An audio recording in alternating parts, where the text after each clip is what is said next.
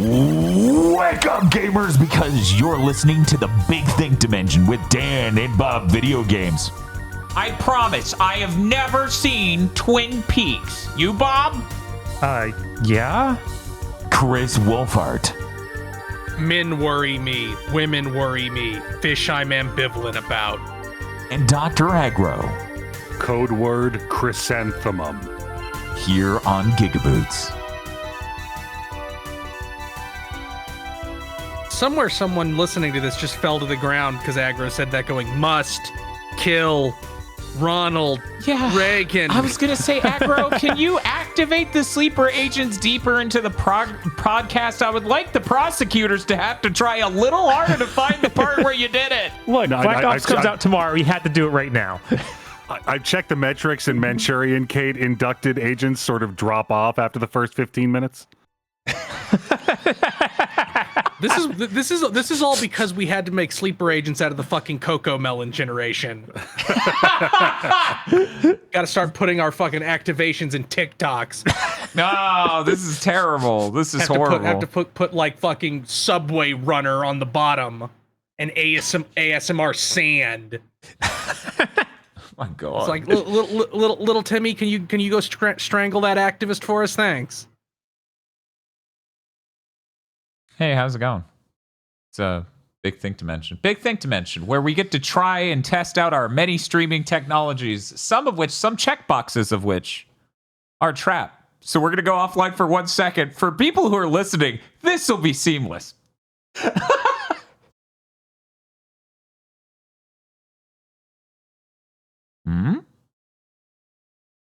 I hate computers. If there's one moral to Big Think Dimension this week, it's that I hate computers. Well, I hope you all enjoy the almost real-time frame rates of this episode of Big Think Dimension. I thought I knew what was up, and I don't actually, because everything's a mystery. You're the PC Pro, so they can make them run smoother. Yeah, clearly. Google Fiber Pro. I'm sorry, I need Ultra Internet. Yeah, I don't know. I have no explanation for this. There's literally nothing running that should be causing this. Here, we're going to just close random things and see if one of them is enough. Anyway, hey, what's up? How's it going? Did you play video games? I mean, yeah, we played Jericho. Did you play other video games? I did. I played a little bit more Metaphor, and I played one game from Steam Next Fest. Only one this week.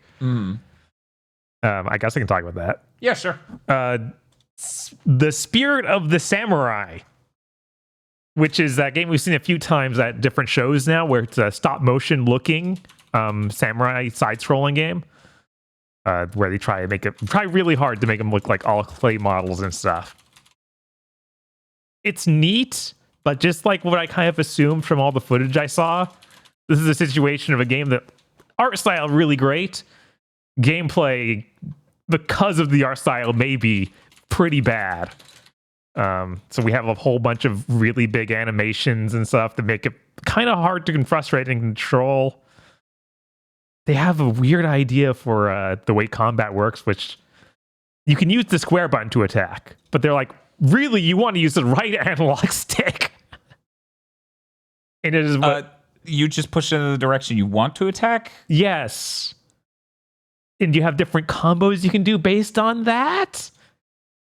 And then it also wants to think it's Dark Souls. So it's like, oh yeah, the combat's really tough.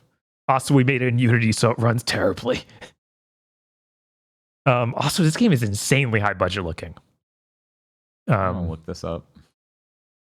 Even like everything I just closed a bunch of things to stabilize OBS. Everything's like they have full like cutscenes using in-game graphics, but clearly way high budget and was full voice acting and everything. I'm kind of like, I need to double check who's making this. It was like, is this actually just some AAA game? They're trying to disguise as something else. Are you trying to disguise yourself as unimportant? Like, no, I don't think a marketing team's ever done that. Also, strangely, it starts out in modern day.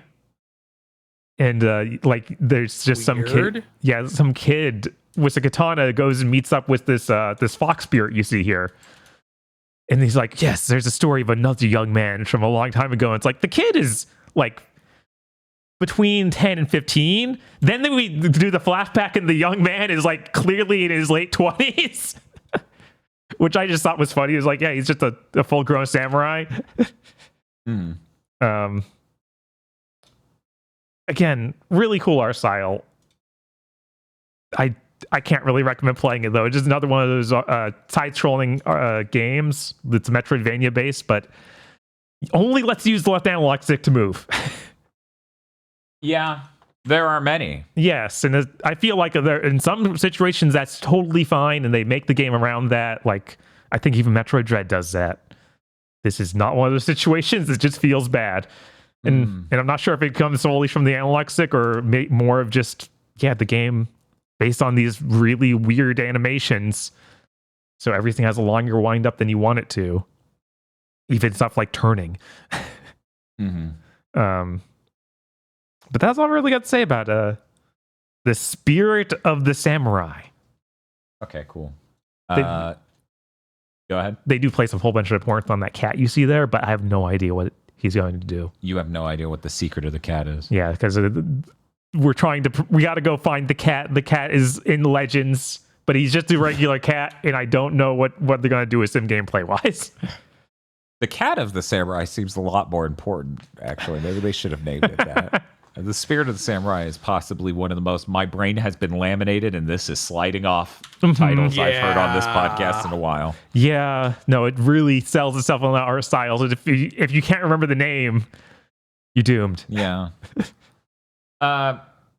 It's stable now. Ask me what I did. Dan, what did you do? I don't know. Great. Incredible. I literally did nothing that should have fixed that, but love to hear it. Anyway, Bob and I played Clive Barker's Jericho. Woo! Man, that sure is a Clive Barker story fused with a 7th gen game story. Yeah.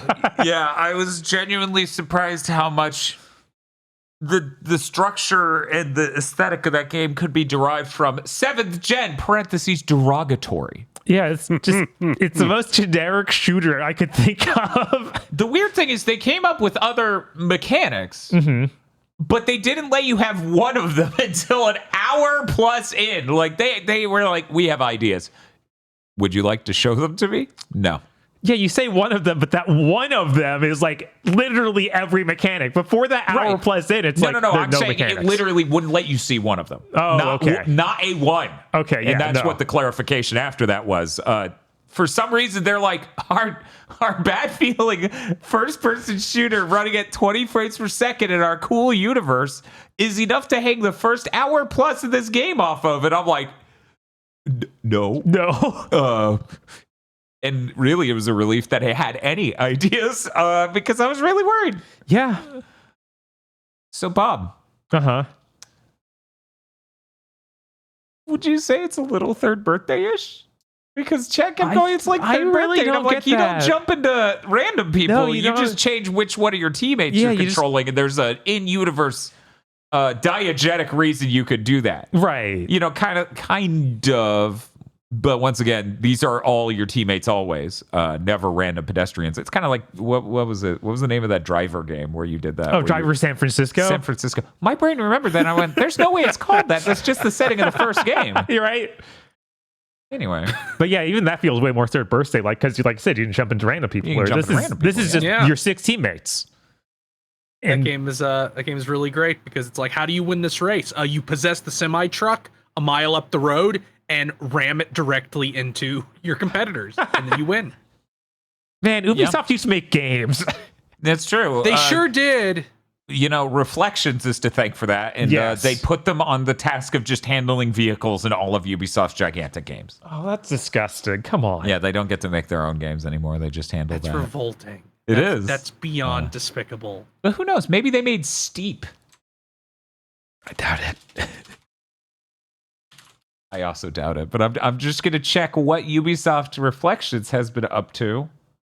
in the years recent because I'm too curious. It's fucked up. They named them Ubisoft Reflections. I'm like, it was just too much for it to just be called Reflections. At least let them keep their logo mostly. And they weren't like turned them into Ubisoft city name. Yep, I remembered correctly. They did parts of Avatar. That makes sense. And that Assassin's sucks. Creed Nexus VR. And the Crew Borderfest. And what the hell is the Settlers' new allies? The Settlers? But yeah, they have their hands in countless like bigger Ubisoft games to just handle vehicle handling and stuff like that. It seems like depressing. Mm-hmm. Clive Barker's Jericho is gray. Yeah. It is one of the grayest games we've ever played. It was so gray, I took the RetroTIG 4K and told it to completely oversaturate the game. Like, turn the saturation up to the max level, and it just looked normal. Yeah. It didn't look broken. That's not normal, guys. When you crank saturation that high on anything, it should look fucked up. Instead, we had a color on screen ever. It was great. We got to see, like, blue, green, red. I missed them. We were hours in at that point. And I'm like, gray's the only fucking color I'm seeing. Yeah, I was convinced the first two locations were the same location. Bob's like, these are the same. I'm like, no. It's just gray. The plot of Clive Barker's Jericho, mild spoilers, I guess extreme spoilers. You go into a dimension called the Box, in which the firstborn remains. God did not love the firstborn, for the firstborn did not have a soul or the flaws of humanity. He was too good, he tells us. I don't believe him. I think this is a psyop. This is propaganda. The firstborn probably sucks shit. Absolutely. This man's like, oh yeah, I've been here since the dawn of time, and I'm just so good. God hates me. Wow. Okay. Quick rule of thumb. If you find a being in an ancient box and he says, I'm here because God hates me, stop listening to anything else he says. Yeah, I don't feel like we should be getting our lore from him. But the thing is, they didn't really clarify who else we could have gotten it from throughout the human history. You could have gotten from did the obviously evil squad mate betray you, or did he just get killed by someone else? No, the weird thing is they kind of set up like someone in your unit's going to betray you on a loading screen, and then they never delivered on it. Yeah, no, there just wasn't a traitor. They're like, one of you is the deleter, and I'm like, oh shit! And then the twist was, I guess not. So like the guy who's the priest when he was telling you, God damn it, we have to kill ourselves right now. Yeah. Like that wasn't him being evil. He's just stupid. No, he's just stupid. Yeah, he's just stupid. He was talked out of it. He's just stupid.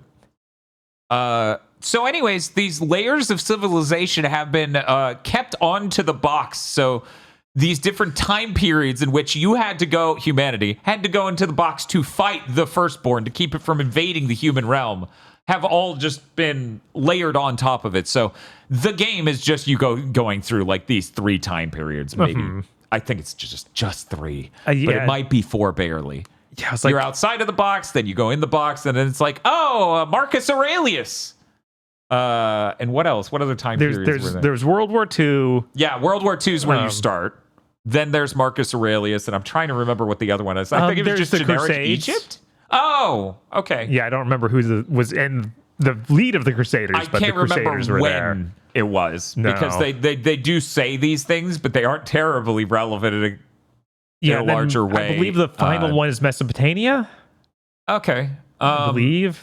Yeah, they at the end of every segment they would just roughly, and I mean roughly, just have, I'm a person from this time period. I'm gonna say the lore of this. Oh, it's like Hellraiser. Goodbye. There's a boss or maybe a cutscene.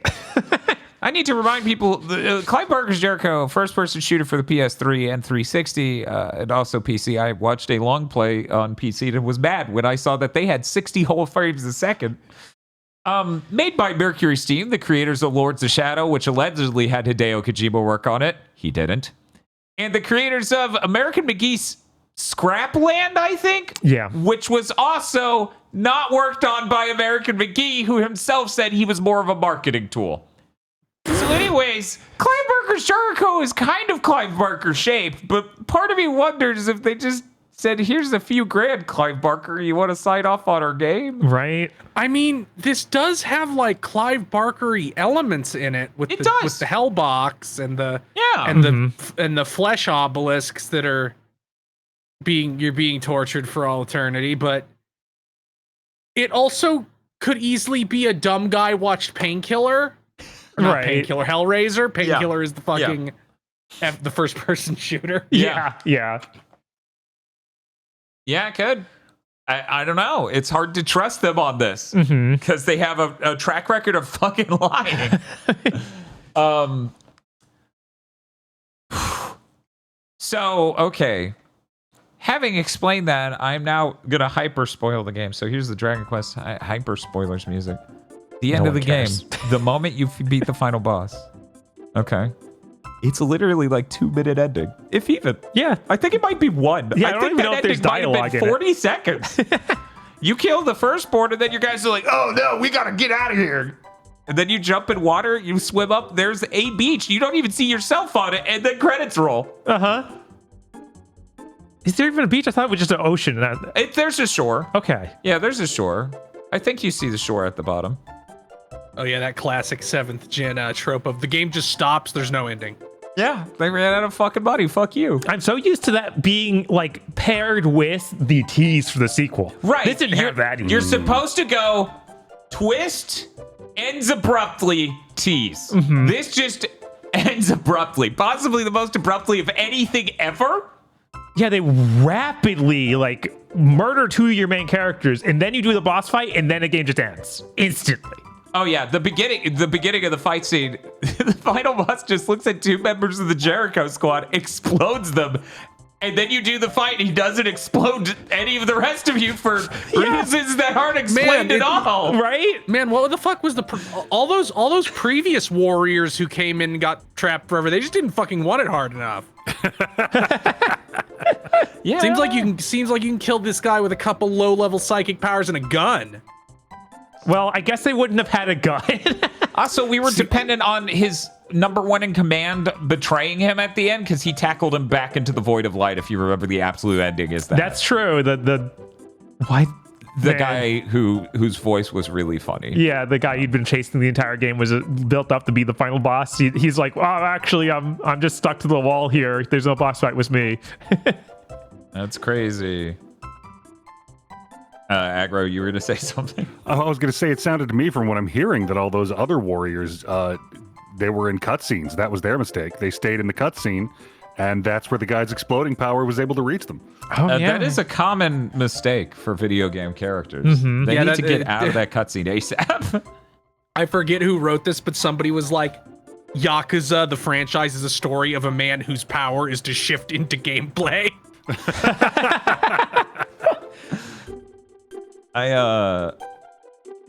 We cranked up, as I was mentioning, I'm gonna go ahead and stop that. We cranked up the saturation insanely, and it weirdly enough didn't break the game's visuals in any meaningful way. But it did make the game seem more colorful than it should by far. So I had to keep telling people, like, just to be clear, this isn't how the game looks. We're lying to you right now. But we did get, let me see if I can find it real quick. We did get some really good Jericho fan art of us from Spadoikle. That emotion there is the feeling of playing Clive Barker's Jericho. Yes. And those are the colors very realistically there. That is what it looked like when we cranked the saturation. It was the most real the game had looked. Anyway. Dan, I'm sorry, but all that art makes me think of is there's this stupid fucking political comic. Which I don't even remember the original version, because the original version is like this communist nerd thought he wanted communism, but now he's doing backbreaking labor. Like that facial expression you have in that art is exactly like that character. Oh my god. I'm now checking our VOD to see how many seconds the ending is, because it is. Yeah, it's insane. This might need to be documented and kept in mind for future streams of 7th gen games. Yeah, we even sat through the entire credit sequence. Nothing. Literally nothing. Okay, I found it. I will put it in the Discord. Oh, no. God damn it. I guess my memory of the edit actually was the original version. Okay, let me see. Oh my god. Let me see if I can get things unfucked and keep them unfucked. This podcasting is hard. Did you know that? Yeah, I started to notice. You started to notice? Oh my god. Oh no. I don't like this at all. Just to be clear on my stance on being compared to this, Chris. I don't like this in the least. Here's this chat. God damn it. I don't see it. It's definitely not real. No one could see the similarities there. Fuck you, Chris Wolfhard. How do you feel about mining gold, Dan? I should have sent you I should have sent you the other version where the guy is forcing him to be a streamer. Well, I think all of the questions you're asking are answered by my I heart coal mining sticker. I don't let me see. Maybe this is oh no. God. Oh, that's rough. That's rough. I don't need the streamer version, I don't think. I don't God, this is terrible, Chris. Do you shoot me live? Well, you see, I have autism, which means that if any two things look even remotely similar, my brain instantly connects them. You're just collecting data points, that's all.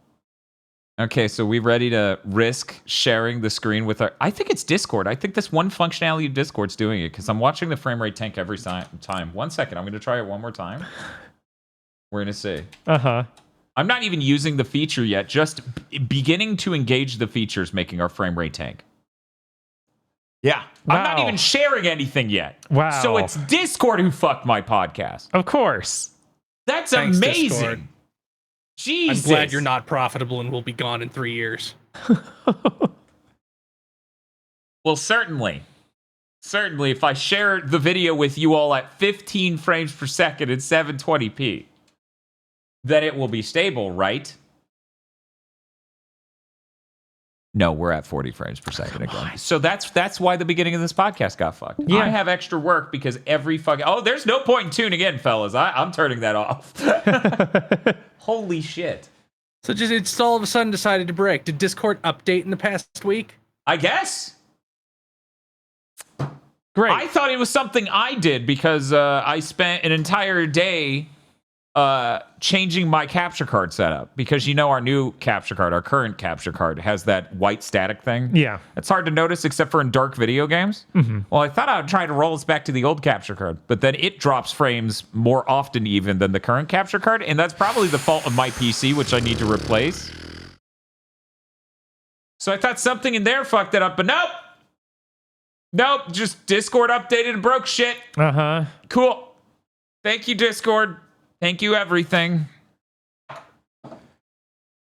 I wonder why I constantly have thoughts of I should just spool HDMIs out to all sorts of different bespoke devices, for one of them records and another of them streams, and apparently another one just streams the fucking OBS layout to my co-hosts. Jesus.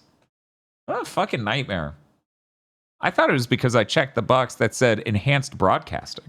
I was gonna test that during Big Thing, and then I thought I broke it, so I took us offline, unchecked that box, and then took us live again, and still had problems. I'm like, okay, well, the killer's in the room. I just don't know who it is. Let me just close a bunch of features until it works. Fuck you, Discord. Fuck you.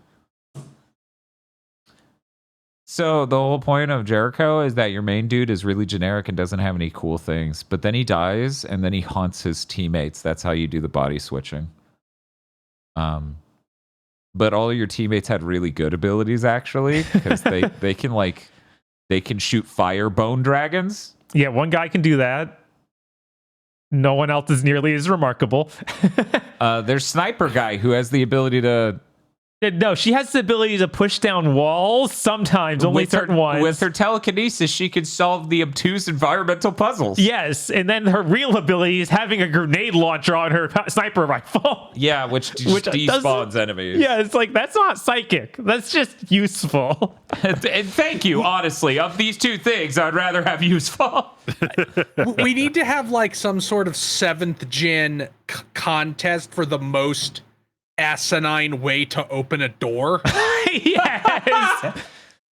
It's true. It is crazy that in a game where we have the Bone Dragon guy, they couldn't come up with one other power nearly as cool. Everything else is just insanely mild.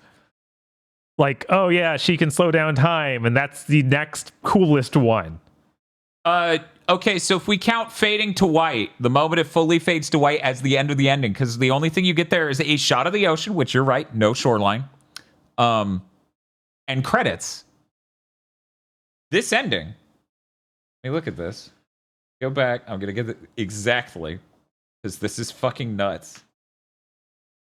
This ending is 54 seconds. From the moment you kill the boss until credits. And nothing happens in the credits. Holy shit. I feel like I'm gonna look up the ending of Rage. That's the only competition it's got. There's no way it's only 54 seconds. Rage PS3 ending.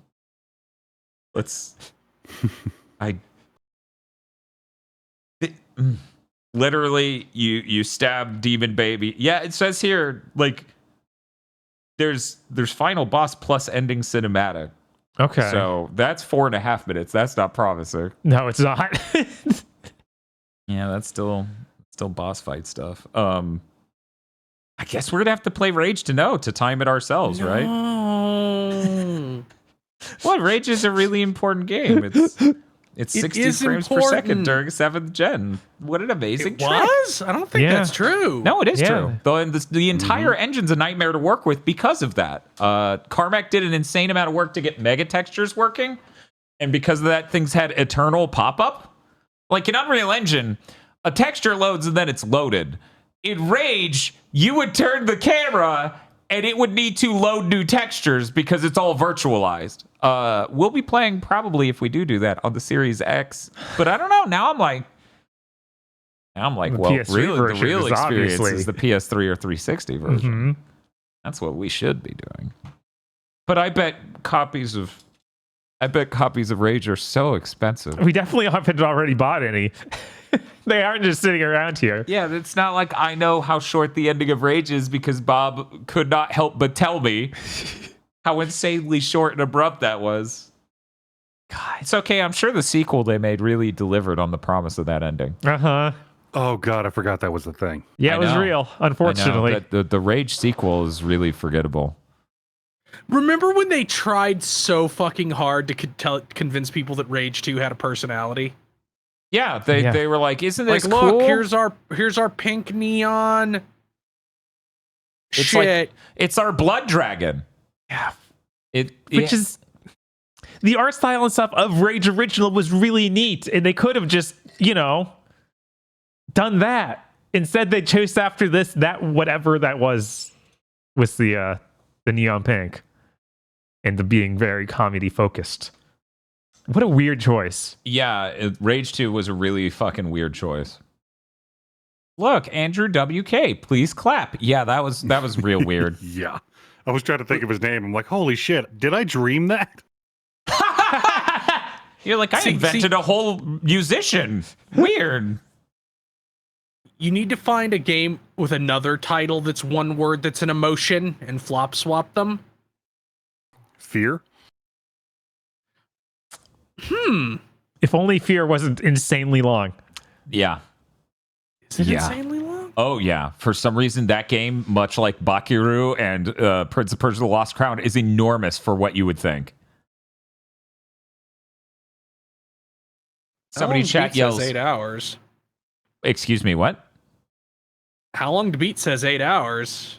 It says Rage is longer. There's no way.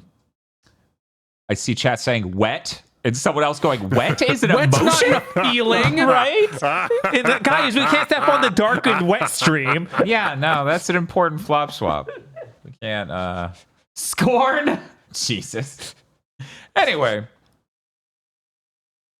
I'm trying to remember the other abilities. They were all real. They were all really low key and boring. Yeah, like one guy shoots flaming bone dragons. Why would you, like Bob said, all the other abilities are, kind of lame in comparison. Yeah, why would you try to design abilities in parallel to that? Just that guy shoots flaming bone dragons. Are we not done? No, that should have just been the guy. Yeah.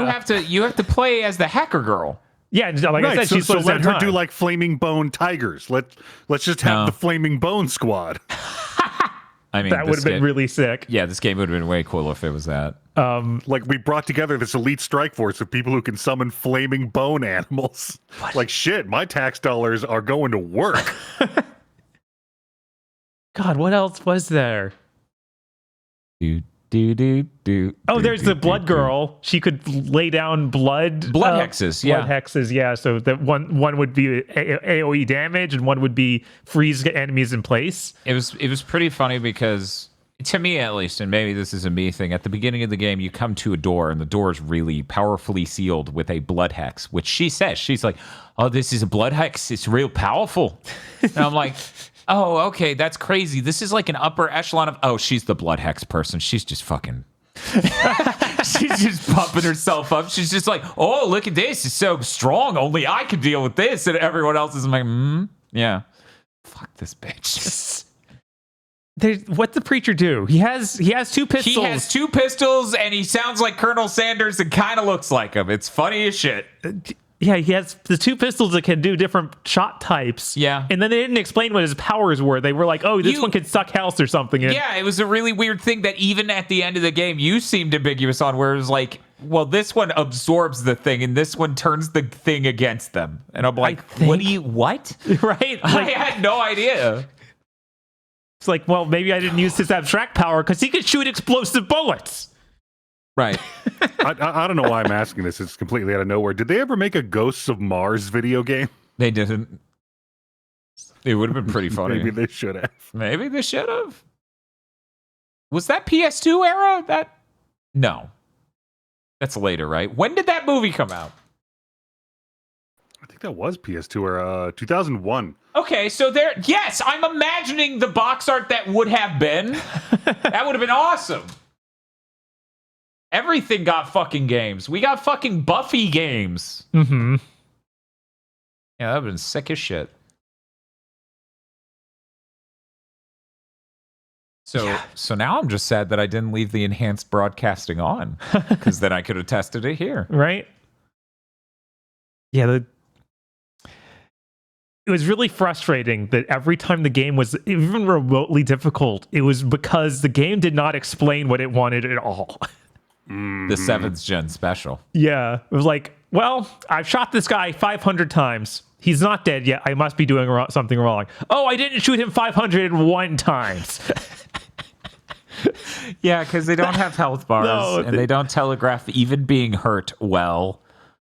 It's rough out here. Yeah. It's rough out here on these Jericho streets. By the way, this game's delisted off of Steam. So if you want it, you have to tactically acquire it or play one of these horribly performing console versions. Mm-hmm. Ugh.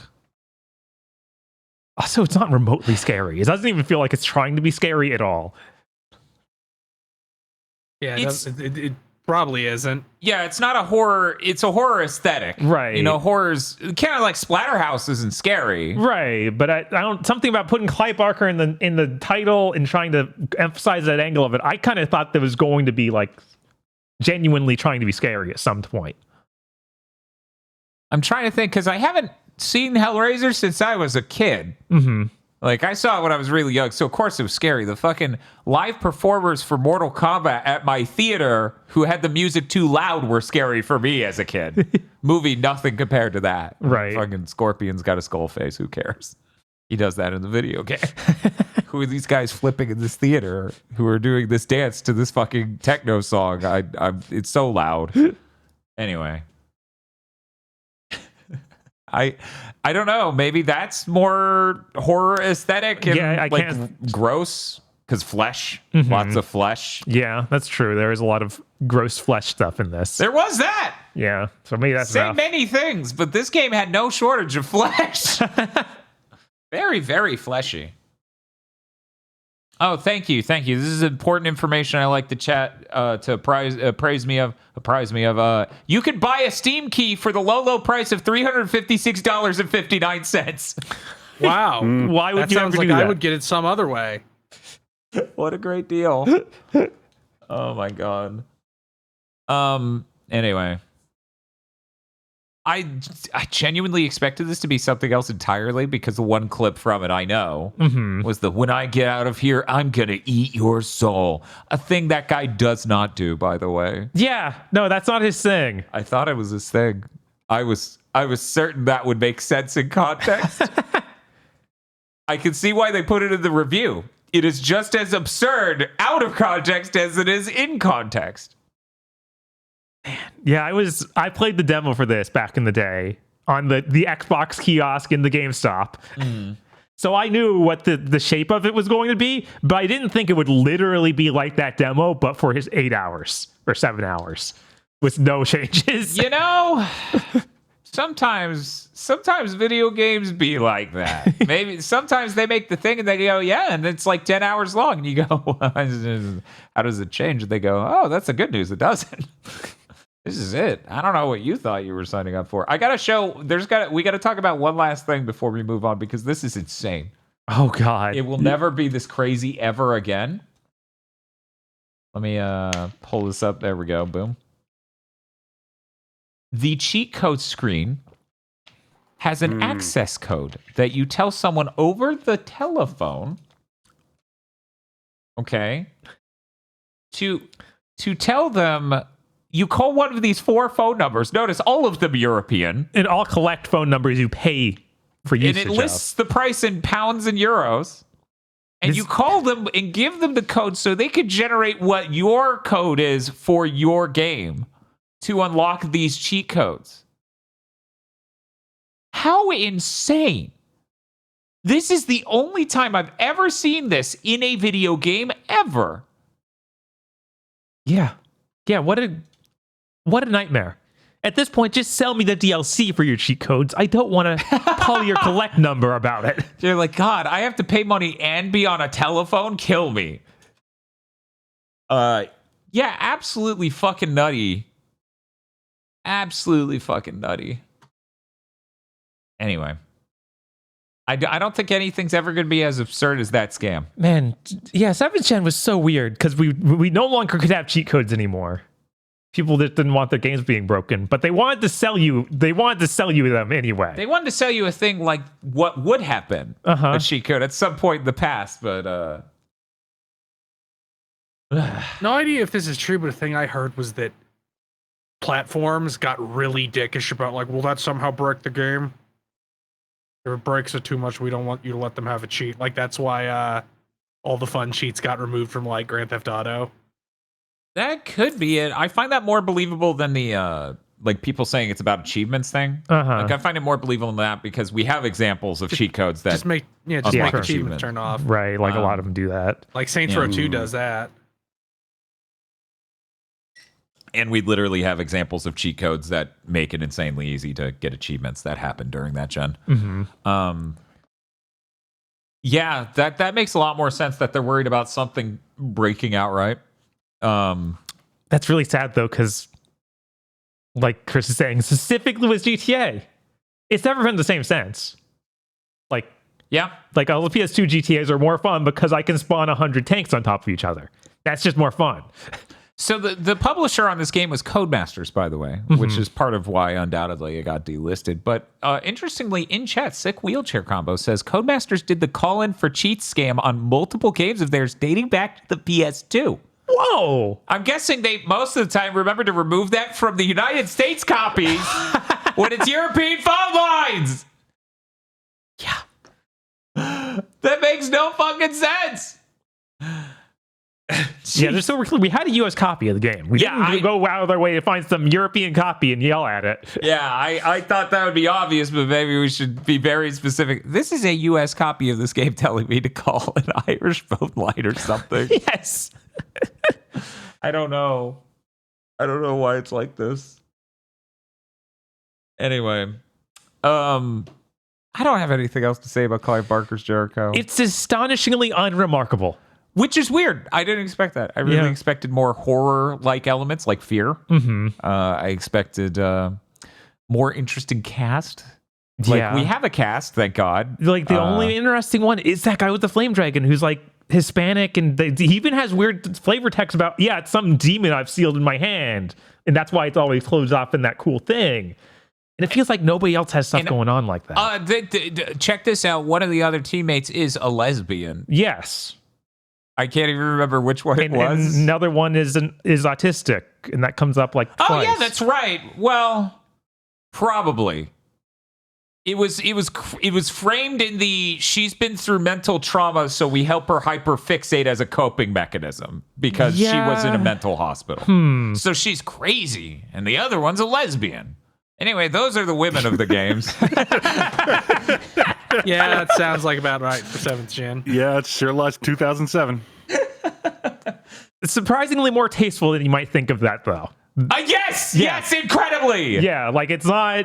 They just made one joke about, like, she gets possessed by the main character. And they're like, haha, how does it feel having a man inside of you for once? And she's like, fuck you. And I'm like, yeah, a movie of this era would have done that. Mm-hmm. You're probably in a good spot when a non-comedy film of an era makes a joke about any sort of group as compared to a comedy film of the era or the absolute worst case scenario, a sitcom.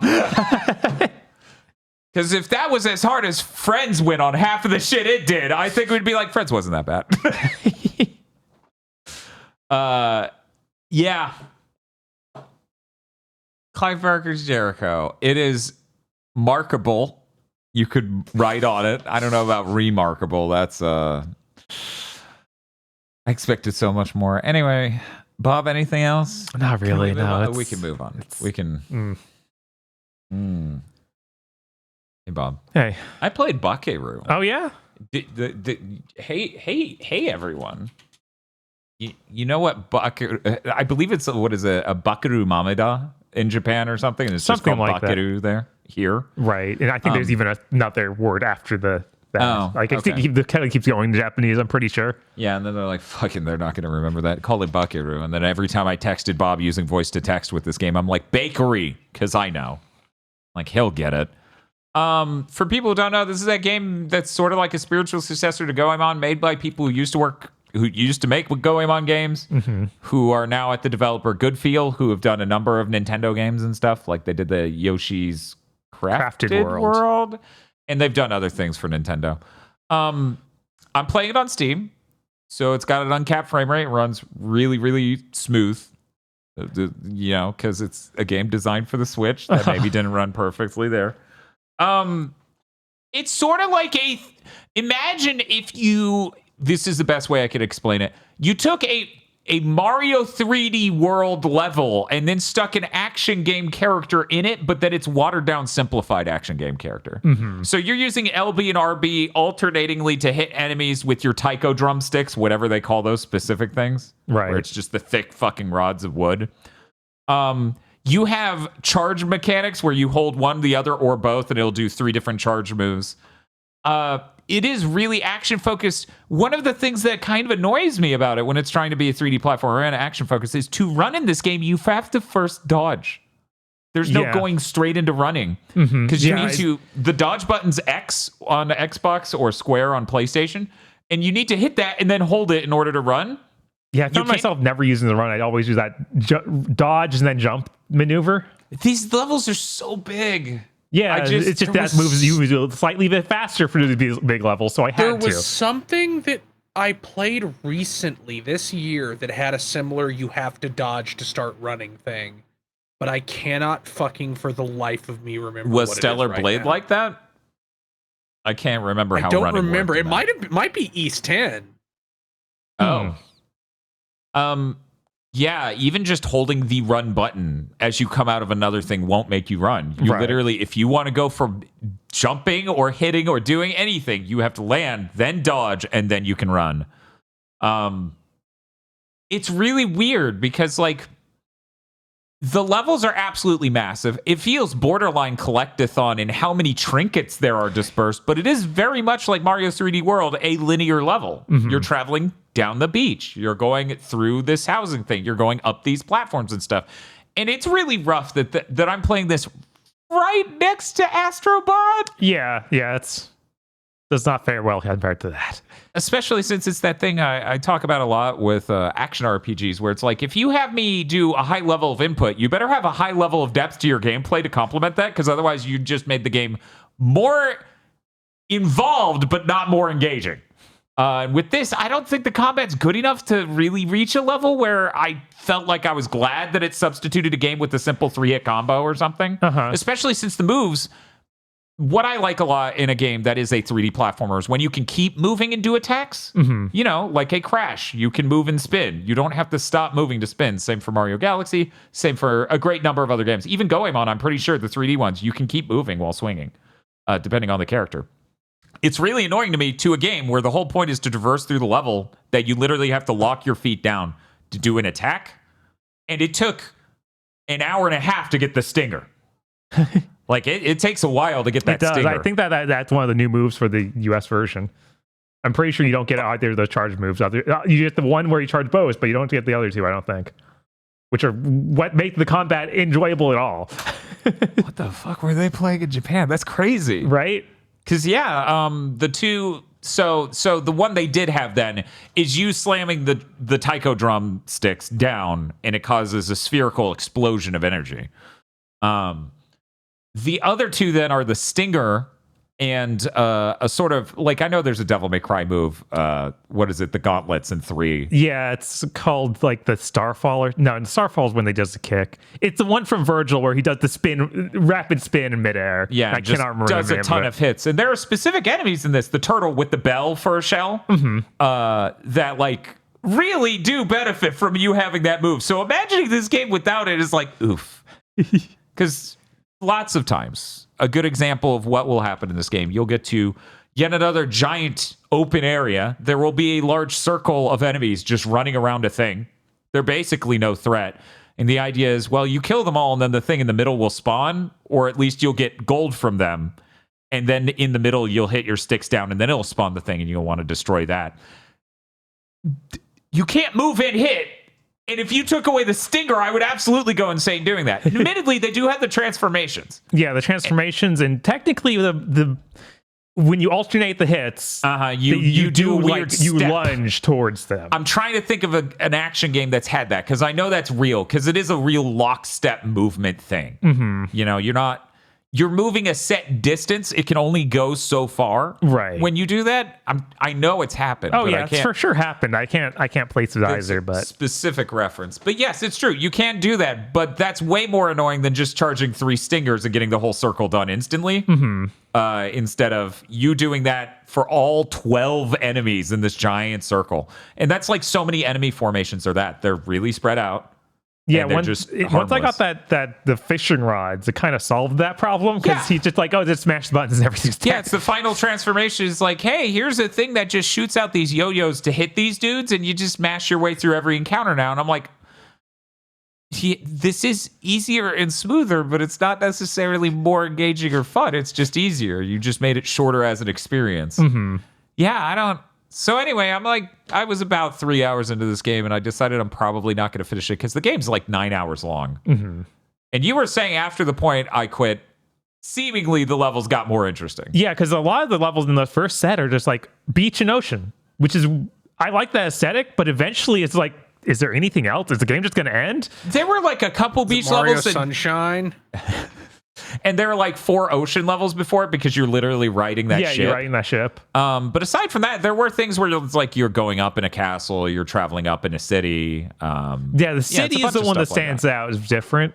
Yeah. But then they do introduce more stuff like that, where it's like, this is actually unique and different. Like you go to the deer park, And it felt that was funny. Yeah. Because once again, I believe you brought it up on a Big Think when you played Bakiru, that it had energy similar to, what was it, that Deer anime, where it's like, this feels sponsored. Yes. Because the game does feel sponsored. The idea of the game is an evil festival is overrunning Japan because this evil spirit is doing that. Mm-hmm. And so every level is just festival entities just having a fun time and you just beating them to death for it. What are you, a cop? So the different regions of Japan, though, are literally the regions of Japan. Right. There's, as Bob brought up, a poop person who gives you different factoids in every level. There are 5 factoids. And they aren't all poop factoids, but any of them are. There's digestion-oriented and poop-oriented, where they're like, hey, if you want to... In order to keep deer from being attracted to anywhere near train lines, they spray it with lion poop. Yeah, I was like, I feel like there's a few of those, but it didn't stick out to me as like the main thing, the main thrust of it. It came up enough times where I'm like, I now just have to spend every time going, so is it a poop one again? Thank you for telling me this to ensure I never buy this game. His name is Scoop. And sorry. When you find one copy unsold, when you find him at a level, he says, "Oh, did you catch a whiff of the wisdom? Let me give you this nugget of info." And then the on-screen thing that shows the factoid is also poop shaped. I'm turning into the reverse of that. Remember the Fry "shut up and take my money" meme? I'm turning into the version of that people drew with Scrooge McDuck where he says, "I'm keeping me money." I have never been unsold on a game I might have bought harder than what you just told me. Well, it's not, you don't have to do it. You could just see the guy and keep walking. Maybe you don't want to learn about Japan's traditions. You devoted development resources to putting him into your game. You're like, I'm funding the poop man. I don't want to fund the poop man. But yeah, a lot of his factoids. If FromSoft centered the evil doo-doo eater, I might have had some problems with that game too. There's a lot of factoids that are literally like, they feed children in elementary schools this sort of food. It's very good for them, blah, blah, blah, blah, blah. And, the history of this is that this happened in this region, blah, blah, blah. And it's like, this is the ultimate weeb game because it's designed for Japanese children. Mm-hmm. Like, it literally, that is exactly what it is. So if you're absolutely thrilled to be in Japan and travel to the various regions as you learn factoids from a poop man. Yeah, I never put that together that he was literally supposed to be poop, honestly. Oh, you didn't? Okay, now I gotta pull up because he's fully like in a jacket and stuff, though he doesn't stand out as being poop. He is, but when you bring it up, I understand that that's the shape. Like, that's the comical cartoon shape of poop like Toriyama draws. Yeah, it's literally like the whole joke with him is his name is Scoop. Let me show this. I expected because the whole joke, Bob, is that the on-screen thing that is poop is also shaped exactly like him. Yeah, no, I get that now, but I did not because look at him. He's just a guy in with a beanie and a jacket. Like, it didn't occur to me that is supposed to be poop. Yeah, I was picturing something much more like Soft On from Bobobo. Mm-hmm. Or it's just like, no, this dude is shit. Yeah, it was pretty obvious once the menu thing popped up that is the same shape as him and clearly poop and all the things he says. I felt bad though playing this game. You know how the transformations are called henge? Yeah. Until they said it out loud, I'm like, henge? Your transformations are called henge? Oh, oops. But yeah, no, as you can see here, they're giving you an interesting Scoops trivia as they explain various things about Japan. Reminder, this game is 9 hours long with an insane amount of levels, and there are 5 of these per most levels. Yeah. Holy shit. Yeah, that's he's the like what I was complaining about. He's too small. Like, he's way too hard to find. Oh, you had trouble finding him? I found almost all of him in every level. It sure is easy to find him in the first 2 hours. That changes. Yeah, also the thing he literally says is a poop pun. Mm-hmm. Like, No, I understand now that you've pointed it out, but I'm just like, it didn't even occur to me. You're like, he's just a little guy. Yeah, he's just a little guy. This guy needs to be thrown off a fucking building. He's telling me fun facts. Also, the other collectible per level, once again, very much a weird. This was funded by Shizuoka. Like you get souvenirs from the regions. It's really funny. I find this game to be the ultimate tourism game. This is like that Tenchi Muyo series they made that was just for tourism. It is. It really is. So I could see why someone would really, really enjoy this. I kind of want to know what the game, like, I want to see the game through, but I really just, it's not, I don't find the combat that fun, and they don't give you much to do with the money, which you were bringing up before, right? Where it's like, the money can buy consumables? The money can buy consumables, and then the shop once in a while has the health extension. Yeah, I bought both of those and still have 6,000 gold. Yeah. You just keep waiting for more of them to appear in the shop. I've seen it twice in 3 hours. Yeah. Yeah, they need to do more than that with the game that's like, here are all these enemies. You want to kill them, right? And I'm like, well, what do they drop? They go, well, money. And I'm like, okay, cool. What do I do with the money? And they're like, go fuck yourself. That's what you do with the money. I think you also need to pay for the upgrade to your mech. Which you find which you can actually find the Tanuki. Yeah, right? you find the Tanukis, and then you can buy them, and it's like, oh man. Yeah, because the Tanuki was the thing Bob was talking about the last time he was talking about this on Big Think, where it's like now in the levels, and they unveil this 17 levels in. They're like, by the way, in some of the levels you passed, there were Tanukis that were disguised as normal objects. Go find them, and it'll do something important. And I'm just like, okay, let's see how annoying that is that I boot the second level, which is the first level in the game with a Tanuki, and I hit hundreds of objects on the beach until I finally found the umbrella, and I'm like, oh, the umbrella's wiggling. Okay. Well, I'm done with this game now. Yeah, that's a completely fair reaction.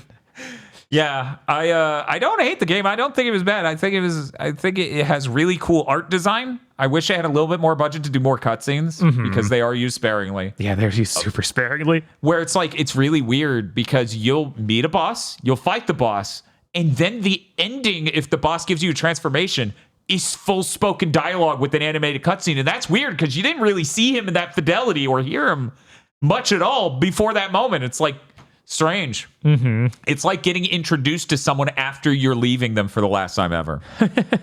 It's like, oh, and by the way, this was his whole thing. And I'm like, cool. I really like that last dude. He was very funny. Momotaro. Yeah, that was the last dude I ran into. Momotaro was absolutely hilarious. He's like, people think I'm some valiant hero. It's so annoying. Please leave me alone. And he's also got the Peach helmet thing going on, which is really good. Yeah, his transformation sucks, though. I was really disappointed in that. Wasn't Momotaro the yo-yo? No, he's the one two guns where you can easily fly off a cliff. That's right. Yeah, Momotaro's transformation is the two guns. I forgot about that. Anyways, I think it's neat. I'm probably done. Bob, you're coming back to this though. You're gonna finish it? Maybe. I put it on the back burner with Metaphor coming out. I was like, no, I'm sorry, I didn't get to play Bakuru when it was actually, new. I can keep putting it off like this. Like, okay. And also, as we been over, it can be kind of repetitive to play it a lot in a row. So just gonna do it between other games that are important. Yeah. Maybe put the most gap I can between it and Astrobot. What a concept. Yeah, aside from that, I'm good. We can move on. Bob, did you play anything else? I played more Metaphor. That's basically all I played this week. Did other people play Metaphor? Yeah, I got about 10 or 15 more hours in it. Nice. Good God. Oh, yeah. I had an extra day off this week because they shuffled my shifts around. Ooh. So I played all of those hours in one sitting. Yeah, I got my hour count up to 50, but I know that's wildly expanded by me being like, well, whatever, I gotta go do this other thing. That thing takes an hour. I've just left it on the pause menu. Yeah. And that happened quite a few times. But yeah, no, this game's really good.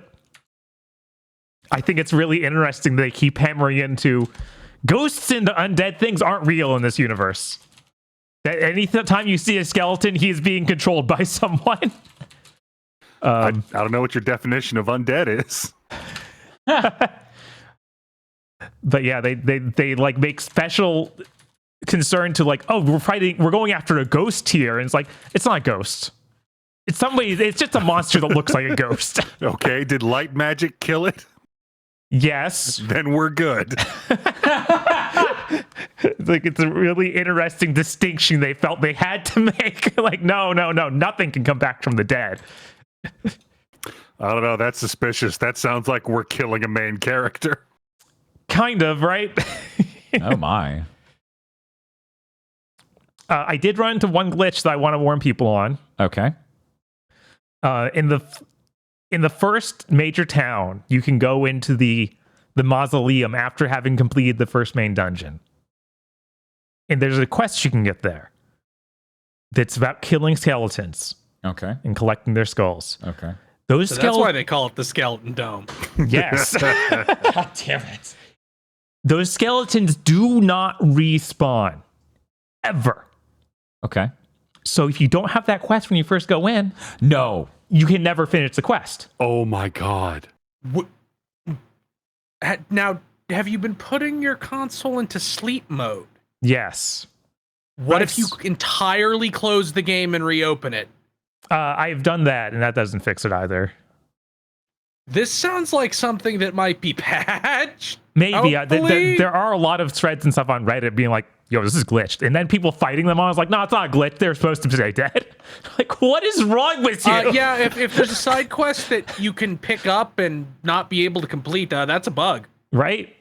Like, that's just the definition of a bug. I don't know what's wrong with you people. The internet sure is full of interesting people.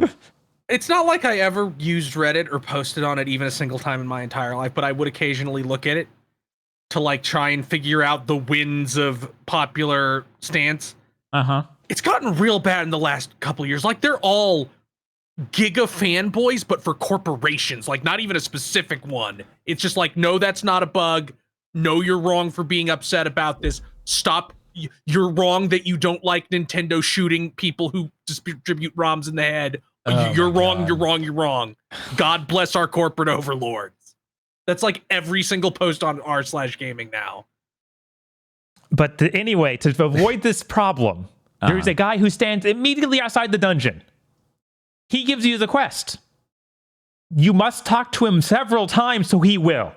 If he will not give you the quest, go in the dungeon, come back out. Because that's when I found him actually able to give me the quest after I fully completed the dungeon, left it, and then he was like, hey, I got a quest in there. Like, dude, I talked to you beforehand. You didn't. What changed? Yeah, that sounds definitively like it's just bugged. Yeah, absolutely. Like, I even buy him not being able to give it to you until you come out for the first time is intentional, but then they should respawn. Right. And I understand why they wouldn't respawn, because they made them, unlike all the other enemies in that dungeon, which are just like these weird ghouls and stuff that spawn randomly, they made literal coffins they jump out of. So they had a set number of them, and they were there for events. So that I understand where the glitch of them not responding would come from. Right. But you need to fix it. Right. So I just continued. I didn't let myself just stop the game entirely because I needed to complete this one quest that got me a junk item anyway. But yeah, I even tried like coming back another day entirely because the system, it works on like a Persona system where you go into the dungeon uses up a day. So I went back, I left and came back a different day, and even that didn't respawn them. Nothing seemed to respawn them. But other than that, the game's been really good. I don't think it should be $70 at all. Like, this is exactly the same scope and scale of Persona 5, a $60 video game. Yeah, thank you, AAA industry, for just raising the price of games and not really giving us anything for that in really any case. Yeah, like in Persona 5, released on PlayStation 3. It sure did. This is not radically different. They've obviously, like, a lot of systems have changed and there was a lot of thought behind it, but it's not more expensive. I also think it's funny that your main character is a race you don't see anywhere else in the game, and the whole game is like heavily about racism.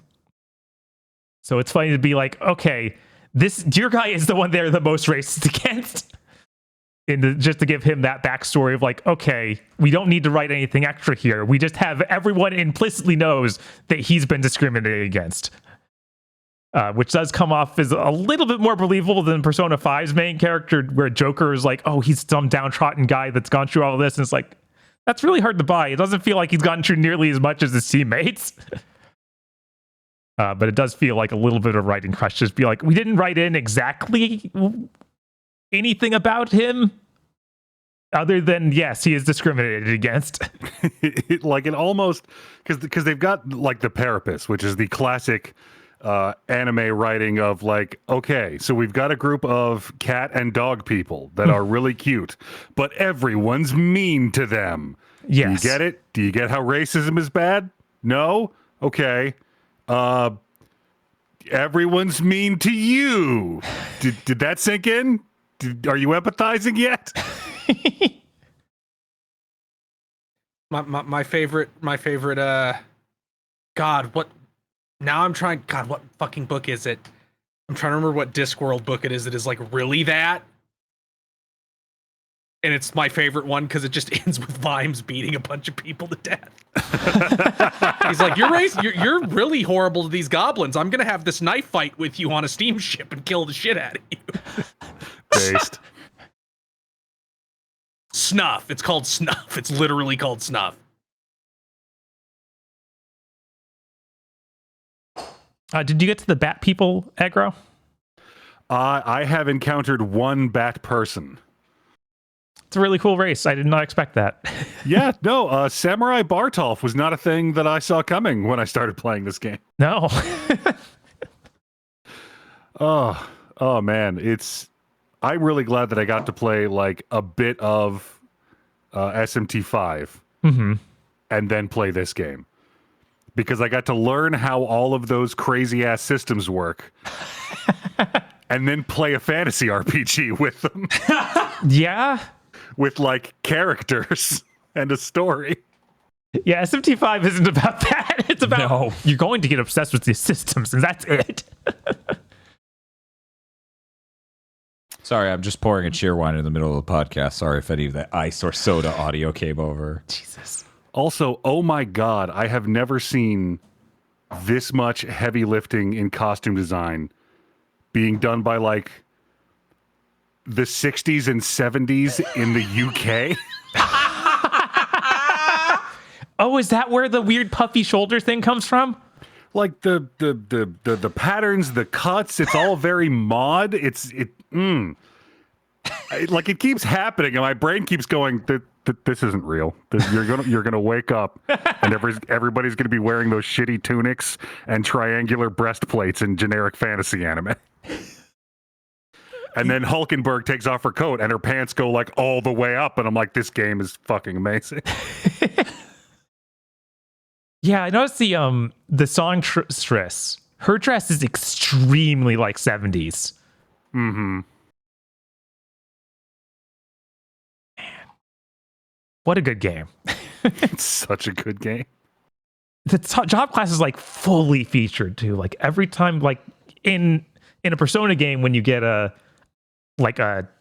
supporter, you just get to like, okay, you beat them and they level up some stat or something. But each one is a full job class.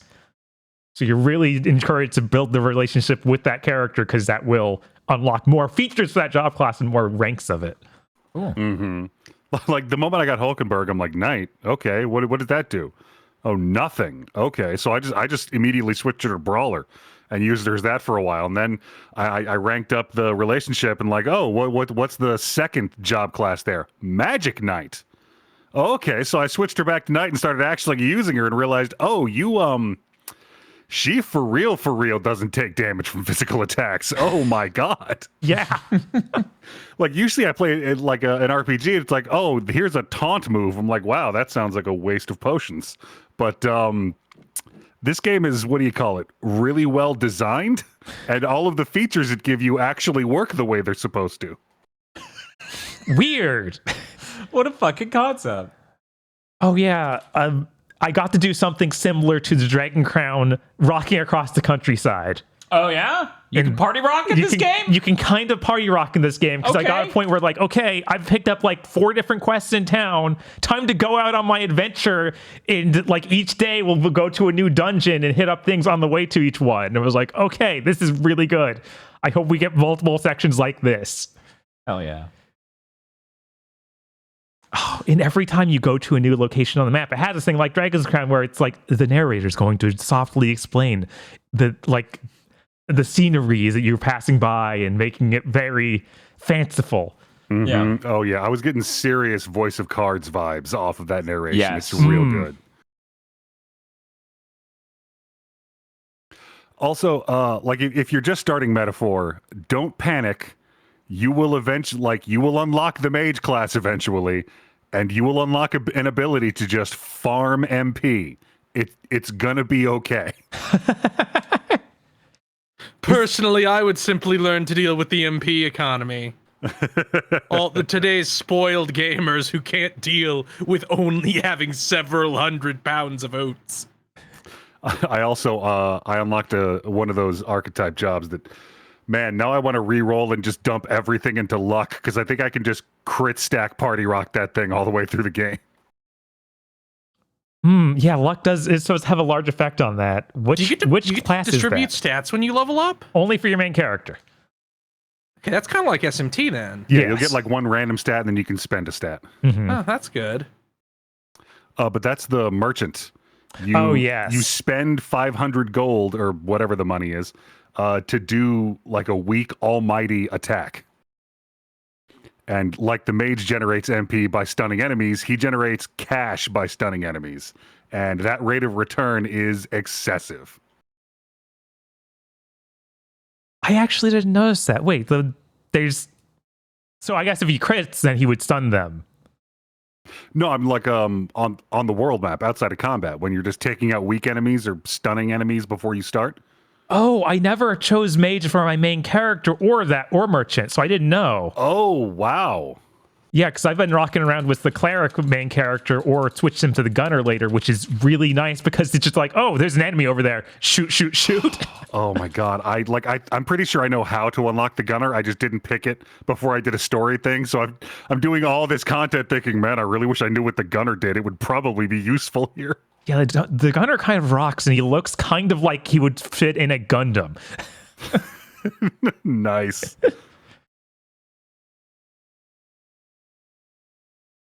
Yeah, I was playing it like SMT, where I was just like, well, my main character is obviously my main character. He's like the Nocturne guy. I just max him out on strengths. And then I realized, no, it doesn't. This isn't that. You should probably balance this a little bit. We live in a civilized society. You can't I don't know. I've been dumping everything into Magic. It's been working out so far. So there you go. Finally, the counterpoint. Right? Maybe I should have just done that. Because there isn't as good like the mage classes and stuff are pretty good for that. I don't have a really good just kill them with physical attacks one yet. The gunner is my closest one.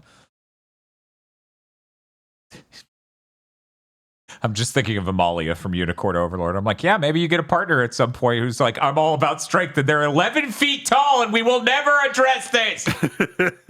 I mean, like I said, I put Hulkenberg into Brawler for a while, and I would use her synthesis attacks on bosses and just nuke their health bar. Mm-hmm. Also mine, because that's how physical attacks work in this game, but it was worth it. Yeah. Yeah, I'm glad that's back. It's bullshit that SMT5 changed that to MP.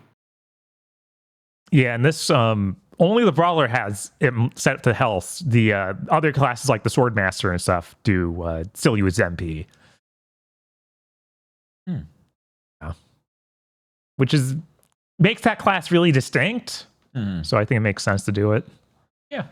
I need to choose a character that I actually develop to have that class. I kind of just waiting to see if they add another character. And I'm like, oh, obviously this one. Because right now I'm sitting with like 4 characters in my party, and it's like, oh, I'm getting skills that make them more XP when they're in reserve. So I guess there are more characters. Yeah, I keep waiting. Are you in combat? Does it ever go up to 4 or is it always 3? It does go up to 4. Okay.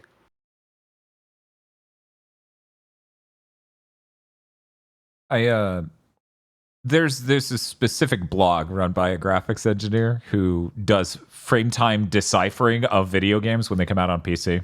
Normally it's to be like, hey, wouldn't it be cool to figure out how the Sony ports work out? Like, oh, this is how they do that. And they break it down to such a fine grain. Anyways, they looked at Metaphor and they're like, holy shit, what a mess. Yeah, of course. They're like, if they could fix these massive problems with these things that are massively causing performance issues, you could probably get 4K 60 native on PS5. Like, yeah, I wouldn't be surprised. It's a mystery when it's running poorly.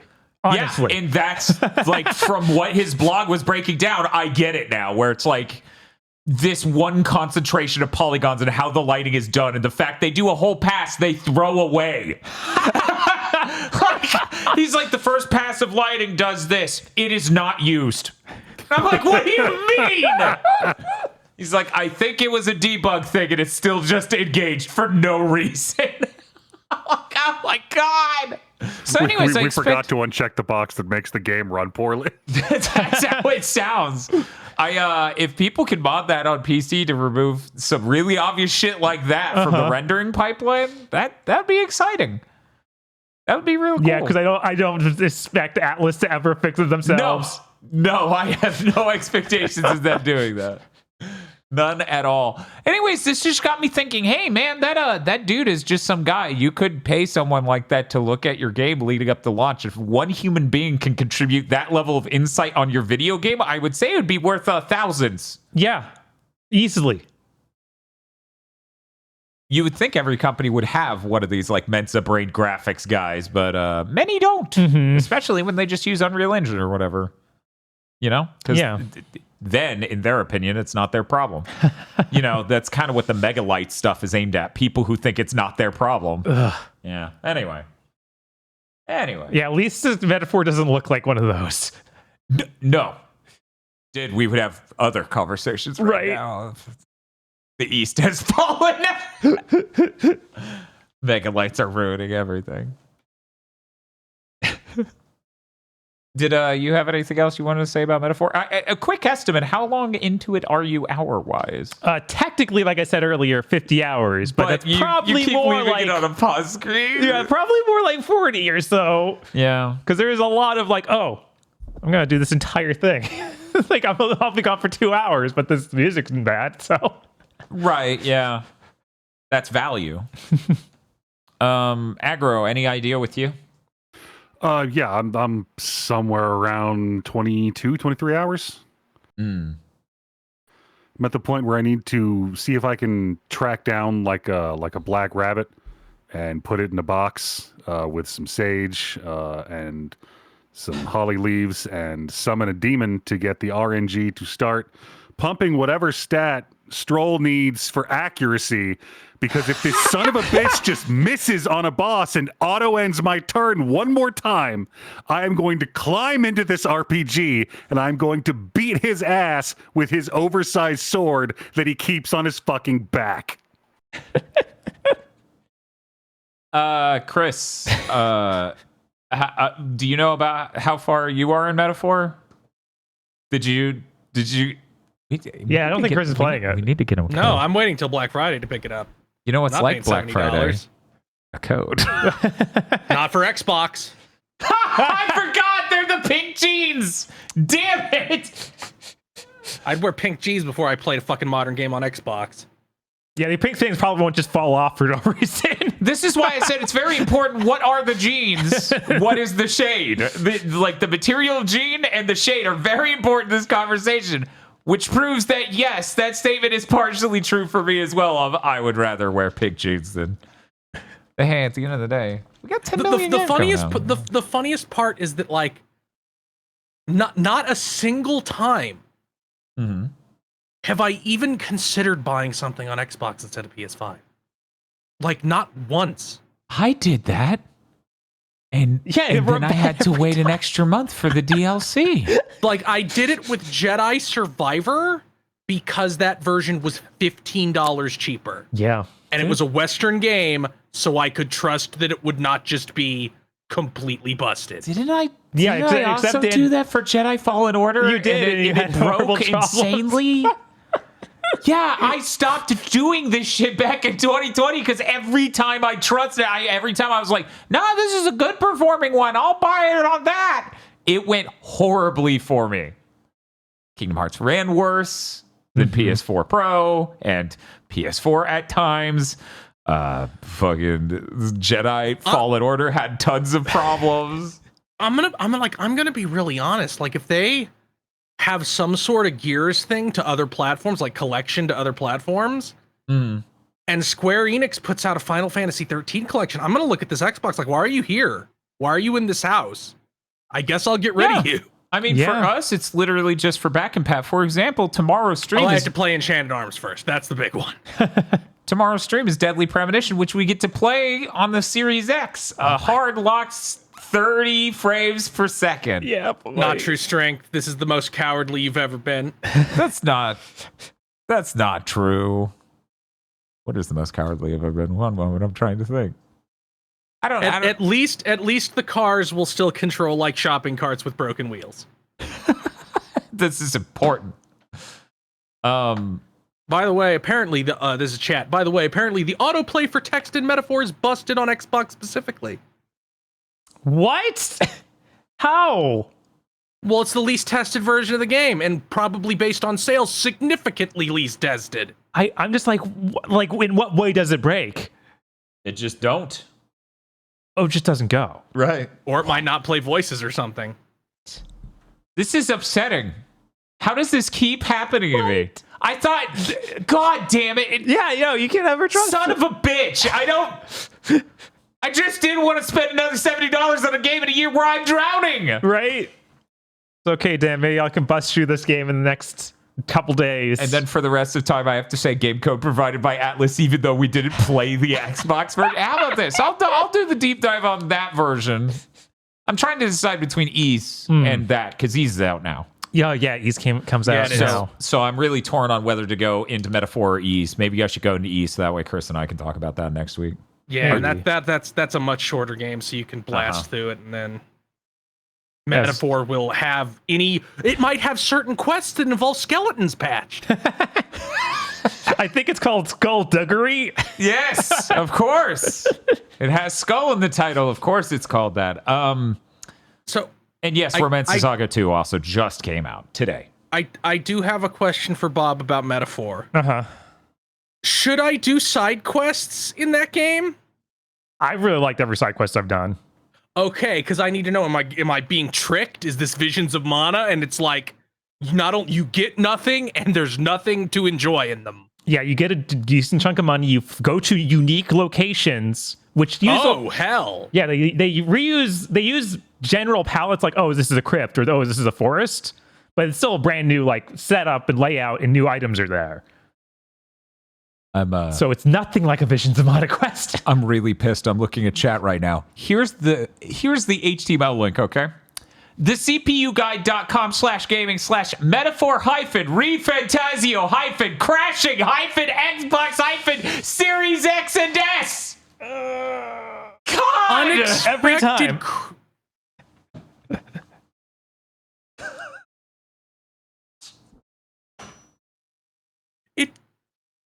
It crashes at the beginning?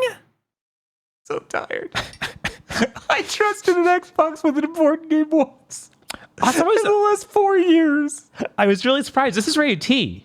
The Persona games have all been rated M. That's true. And this is the one where people can actually be killed. Other than a few people die in Persona, but this is like, no, we're in an old fantasy setting. We can have our main characters kill dudes. Maybe it's literally as simple as that in Persona that sometimes characters get killed via guns. Maybe. Also, like I said, I'm very early in Metaphor, but I've seen a significantly lower amount of like monster tits out. And also, what about Monster Penis? Because that's true. That guy hasn't shown up. Yeah, it would be really funny if he did. It feels like one of the humans will just be him. It's like, we're really racist around here, but everyone's united around the fact this guy's great. like what the fuck? Persona 5 has like multiple characters that are their whole thing is like I sexually assault teenagers. So I guess it's probably that. Also, the whole suicide thing in the opening of Persona 5. There is stuff about suicide in this as well, but it's not in the opening. But it doesn't show a high school girl jumping off her fucking school. No. Yeah, that'd be pretty funny though, given the setting. Harder. Did you have anything else you want to say about Metaphor? No. Okay. I beat Unicorn Overlord. Nice. That is a hell of a video game. That was such a good time. That last battle was completely diffused because Chris spoiled it months ago. Anyways, here's my wife. Her name's Unifi. She's great. Correct. Didn't you? I thought you took off your headphones when I talked about that. I can't remember if I got them off in time. And all I said was that I got beaten up. I don't even think I got specific at all. Oh, you got specific. Trust me. Not while you had headphones on. I wouldn't have. I think I heard it from because like they're speakers, right? But from here to here. But no, it was very funny. I geared up way too hard for that last battle. I was like, this is gonna be the real shit. And then it was. Yeah, no, nothing. Like, by that time in the game, nothing can stop you. No, nothing could. Unifi's pretty great. There are other characters. Let's go over the marriage summary. Bob, was it Berengaria? Yeah, I chose Berengaria. Chris? Rosalind. Okay, and Agro. It has been so long that I'm not sure if I'm remembering the correct pronunciation. The wizard, Osh, I think, not Och. Oh, is it pronounced Osh? I think so. I can't. I'm unsure. Like, I think somebody says it in that game once. That's the wizard with mommy issues? He's got a mommy and he's got issues. Okay. I mean, they are mommy issues. Agra's like, I'm not going to hear this. Spiff says, no one married the cousin mom, huh? It would have been really awkward in the ending of the game if that had happened, I feel like. But I'm not going to get any more specific than that. It's just weird to be like, you look exactly like my mother. Hot. I mean, that would be the most royally accurate one to have married. I guess. I don't know. This girl ran into me in the Arctic and she's like, I can hold your hand to keep you warm. And also I smell what food you eat. And I'm like, hot.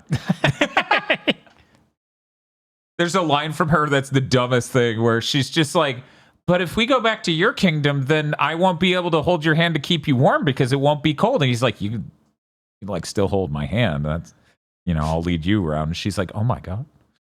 It's like the dumbest shit. And I love it.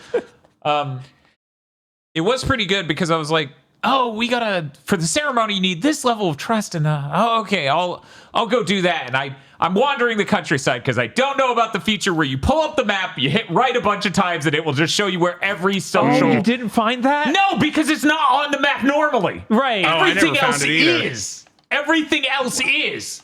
But those are not. So I'm just wandering the countryside, picking up whatever missions I didn't do, doing all the social stuff, and I'm like, oh yeah, and then I just gave her a bunch of diamonds. We're good. I don't need to have this conversation. Let's go get married. I show up at the thing, and it's like, you want to marry a Ramus? I'm like, look, I'm not going to change my mind at the checkout line. This is fucking absurd. I need to go fucking figure out what to do. But yeah, Unicorn Overlord's so damn good. It is fucking spectacular.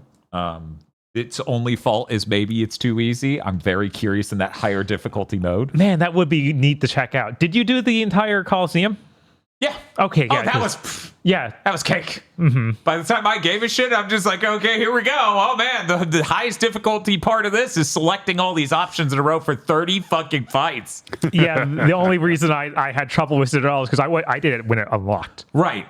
Which is I was 3 times that level probably by the time. Yeah. No. Once you have a full party, like you can make a party of 5, it's basically over. Yeah. They can't stop you. Yeah. Did you do any of the post Coliseum? Because it unlocks. Only did a little bit. I didn't do any of it. Yeah. I was like, it's neat, but I just selected 30 battles in a row. I'm good. Right. Exactly. I'm fine. I went back and I did a few because they've got some real nice rewards in that shop. Ooh, yeah. That's true. And I was tempted to spend it on that, but then all that would do is make me stronger, and I was already absurd. Because you get the black market people, and they'll sell you Zenorian equipment, like swords and stuff. And then you can use the incredibly rare Fevrite material in order to get max level of any sword. It will take any sword in the game or other weapons and bring it all the way to max damage. So you just want the shit for their stats and effects, and then taking to him. The Zenorian stuff is really good because it gives you plus a shitload of health, plus more damage, plus more magic damage. I think it does both, or it's physical damage and defense. You get your level really high and throw a few of those on your dudes, and it's like, this is ludicrous. I spent most of that game with this, like, what was it? I'm terrible with names, but there was the girl with the gigantic hammer, just huge block of stone. Yeah, you got 2 or 3 of them. You did. Yeah, I'm trying to think of which specific one I used. Anyways, paired her up with Yarna, or Yana, as the game says, the witch. Oh, okay. Yeah. And some other units, and it was just like literally folding any unit I could stick them up against the entire game. And since Yarna's there, she can teleport to any unit. So it was like, hey, Valkyries, can you fly over there? And she'll just teleport in and end this mission. And worked every time. Yeah, that'll do it. It's real good. I really would, if I had more time, love to go and check out a playthrough on the higher difficulty. Yeah, I'm very curious how that would go. Timer chance down to 8 minutes and 20 seconds. Oh my God. Yeah, oh, damn. I just thought I would say that so that way I have no guilt and no one can accuse me of not making that known. Because someone will. Someone will be like, why didn't you say it? I'm like, it's on screen. What do you want? What do you want? Me to read the screen for you? Okay, here we go. Bob Video Games. Dr. Aggro. Chris Wolfhard. Anyways. Unicorn Overlord is great. That soundtrack is incredible. There is a specific song in it which is absolutely insane, but this is like the most ill I've been about this. I swear to God, that song is just heavily inspired by a specific Skrillex song from his first real album. I may tweet the comparison later. I don't know, but it does the same note progression, except for imagine instead of being like dubstep, it's a fucking pan flute. I'm trying to remember specifically what the... Oh, weird. It's up to 15 minutes. Anyways, she lives 15 more minutes. This podcast will end in the next 15. Yeah, of course. Yeah, I better get my James Sunderland coat.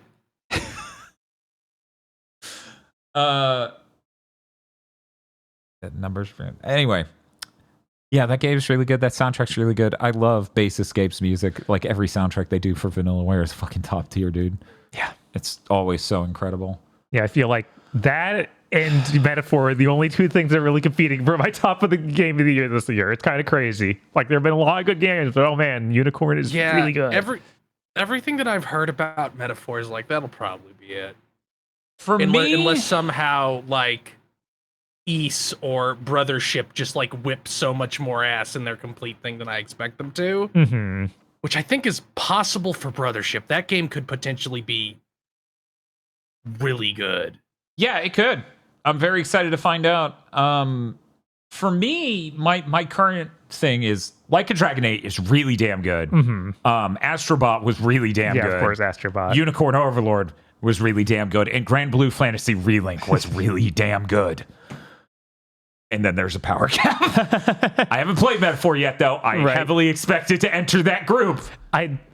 One more little thing about Metaphor. I think it's really funny that people have put up image comparisons of some of the new characters to some of the old characters. It's like, this dude just looks like a furry version of Adachi. Like, they're not wrong. You're not wrong to say it. But did you have to? No, I'm just going to see that every time. That's amazing. But yeah, I'm trying to think of other games that I need to catch up on that have a chance of entering that insane enclave of powerful video games. And I'm not... Like, UFO 50's been going great. Okay. It would be the next one down, but I still have 10 games in it I have not played. Okay, we didn't play it in news, but we found out who's making that Brothership game. Oh yeah, Acquire. Yeah, Acquire. So the guys who did Octopath and Tenchu. Yeah. Also, but I think somebody was like, a lot of people working on it are Nintendo staff who used to be Alpha Dream who got picked up by them. Yeah, that would make sense. After Alpha Dream closed, that Nintendo went, which is people are like, why did Nintendo let Alpha Dream die? It's like, because they can just hire them. Once again, like every company in the industry hates Nintendo, because if you collab with Nintendo, they'll just take your fucking people. They don't give a shit. Yeah. You can literally go see. So here's this Sonic and Mario at the Olympics, and here are people from Sonic Team who were now at Nintendo. Like each time there was one. Yeah. It's funny as shit. That's what it is. Japan doesn't have non-compete clauses, do they? They do sometimes. Okay. Oh, that's right. That's true. They have Kami and Mikami are both in that hole. I assume it's like something reserved for like management or executives, where it's like, because the theory behind a non-compete is so you can't network using a job and just go start your own shit with all that networking. It almost makes sense for managers and executives. I understand that it is an inherently evil thing, but the logic of it was what I just said. So maybe they're just like, well, if you're a manager, we don't want you just starting your 10-cent company and immediately getting into poaching all your people from our company. Yeah. Yeah, I guess it could be management oriented. I always just took it flat on the face value of like, well, they don't want to invest money in you figuring out shit and then you taking that knowledge elsewhere. But really, on the depth of it is, it's just a form of control. Because it always is. It's a bargaining chip. It's a thing to restrict you. It's a thing to subjugate you. I don't think any CEO is ever subject to that. I know. Right? Yeah, no. Like they're the one. They'll have the money to ignore it. Yeah. I'm already on the board of 10 different companies. Yeah. Doesn't that cause a conflict of interest? And then they throw down a smoke bomb and run away. Yeah, Unicorn Overlord, the combat is so lean and so functional and so cool and so amazing and so deep. Mm-hmm. I really do think that's a game that stands up to a harder difficulty playthrough. Probably. What an amazing game. What an amazing time. I really thought the lore stuff that Aggro talked about so long ago on Big Think was really cool when they do the lore dump near the end. I was like, ooh, this is interesting. Going to the lore huts. You must go to the 6 ancient lore huts. Go to the shrine of the silver monkey.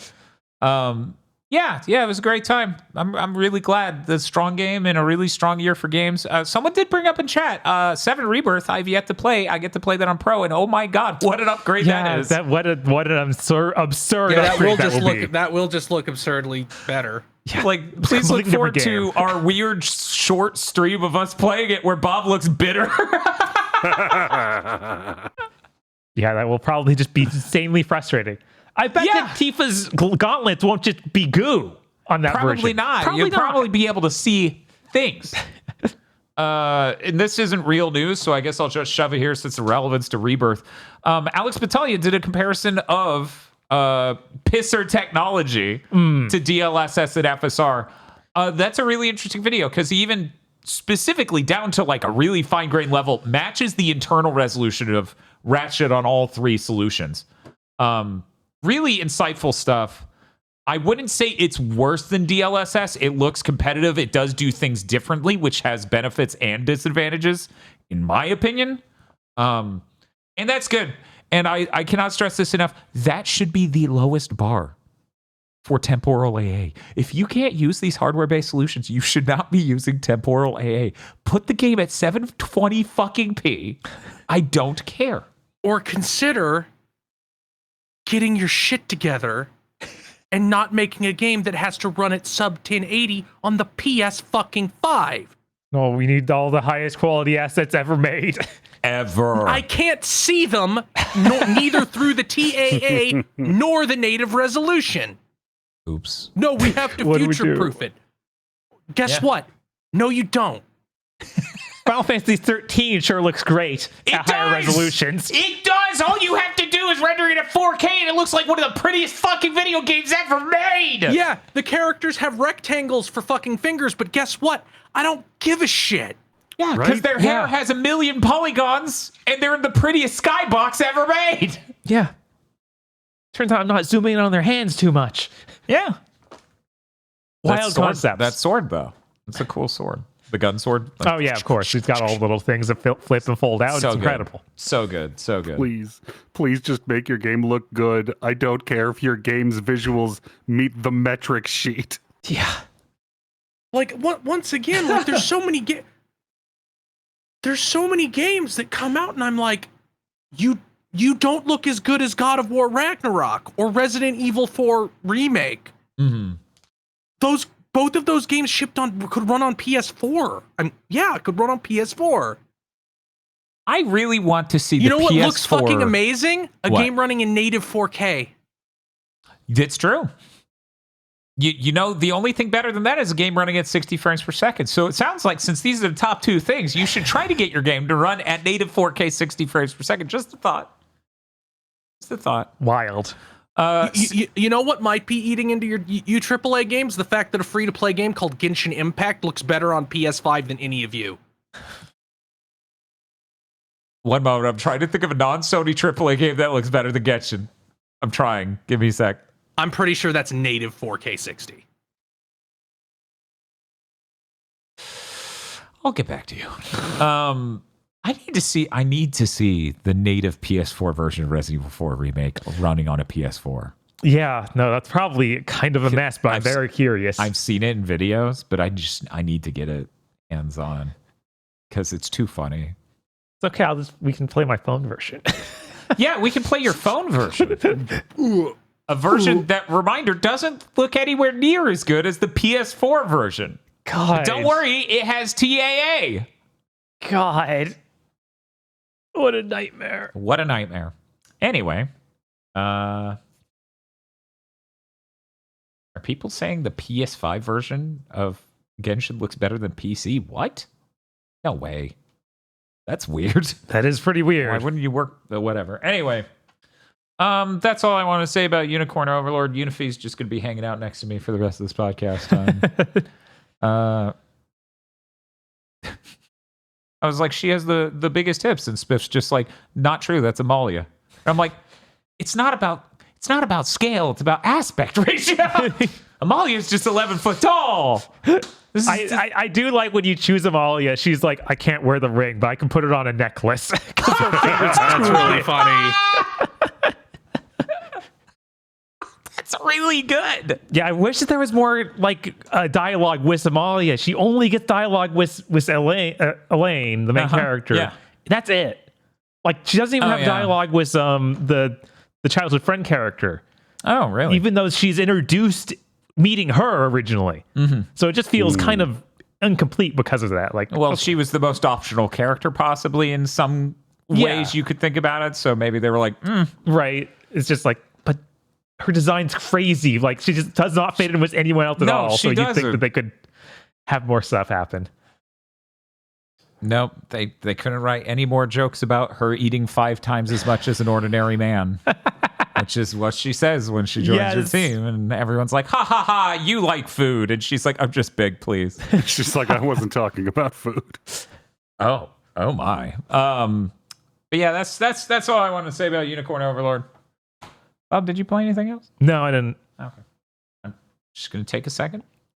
No, I didn't, because my entire day was burned doing the capture card swap. And then I blame myself for the tech issues today, and it turns out it's Discord, so I can never win. Hey, Aggro, did you play anything other than Metaphor? I did. Because of weird timing, I got to play some of, but not all of, the Lake House DLC for Alan Wake 2. Ooh. Yes. Oh, God, it's always nice to have more Alan Wake. As is made clear by the trailer, you are basically in the FBC facility out by the lake, codenamed the Lake House. What? And it's very bizarre and kind of threatening, walking through what are clearly just control environments with Alan Wake 2 controls. Yeah. What's a little less immediately cool is a few times in this already, they've hit you with a very control sort of rhythm where, hey, welcome to this room. Now there are a bunch of enemies. Defeat them. Yeah. Which is not super great when I can't just mind fling destructing environment pieces at them. Right. But it is, oh god, it's so good. The mix of all of the environment swapping shit in Alan Wake 2 with the material design of control environments, it's real strong. Yeah, I'm really excited for whenever they make Control 2, what that could be. Did you see that they actually, like, Remedy themselves put out PS5 Pro videos for Alan Wake? Yeah, I heard about that. I did not watch them. Yeah, the quality mode, I want you to imagine that the quality mode originally doesn't have what you would necessarily call ray tracing. So anyways, they just wholesale put in ray tracing, both opaque and translucent ones. So like when you look in the window of a diner, you'll see the proper reflection of everything outside correctly. Okay. And the performance mode runs better and looks better. Great. Ba-doop boop. Like, did they show you scrolling through text on a computer screen? They should have. That sure is still broken. Yeah, that sure is temporal AA. That is literally what we're talking about when we're talking about temporal AA ruins how games looks. Because there's no motion vector on a fucking texture. Yeah. Like, and this is one of those games where it's not usually all that bad. I don't notice it all that much, and then I walk by a wall. I'm like, why is that wall static? Yeah. Yeah, that's definitely one of them we'll have to play on that, like, Flop swap between PS5 and Pro. Yeah, I'm very excited for the PS5 versus the cooler PS5 stream. Yeah. This is the final DLC, right? We said something contrary last week. Yeah, I was thinking there were 3 DLCs because there are 3 episodes, but they released the first 2 at the same time. Yeah, that also threw me off too. We were all confused by their own marketing because they had 2 right on top of each other. It was very confusing. Yeah. So yeah, I don't know. I'm feeling like we inevitably need to go through Alan Wake as an experience on the channel. Oh, that's true. I'm excited that 2, at least it's getting the PS5 Pro update, so we get to do it in a higher quality when we do that. There's an interesting thing in this one. I'm not sure if I'm just an idiot, but I could not find like a way to change the difficulty on this. But there are a bunch of new accessibility options, like you never run out of ammo.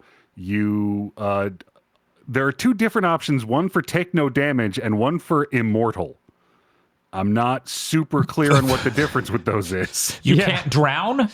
I guess. Yeah, I think it's for some specific instances. Yeah. They also added like a quick turnaround and a bunch of options for, tapping stuff instead of holding or mashing buttons. I forgot I didn't have those originally. Makes sense. I'd put them in there.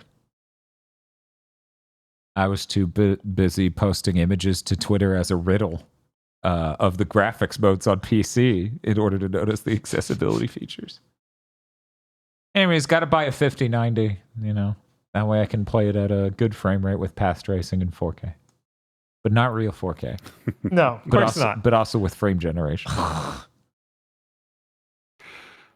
Without spoiling as much as possible, this DLC has a really interesting through line about art and its definition and how to define it and how to use it and how heartless corporate masters attempt to use it and grind down the people who make it to use it for their own ends. All of which should have made me feel toward what I think is going to be like the final antagonist of this DLC. Animosity and a desire to defeat them with physical violence. But what really did it was a memo I found in a locked room that described a scenario in which he transferred a guy who was allergic to peanuts because he made a complaint to HR that he wouldn't stop bringing peanuts into the environment, and then mocked him for being afraid of peanuts. So now I want to shoot him in the head with a shotgun. Jesus. This is that's a level of sociopathy that it's like, no, you don't get to take part in society anymore. You don't have the part of your brain that tells you not to hit someone with a hammer. And soon you won't have the other parts of your brain. You're a danger to everyone who exists in the same area as you.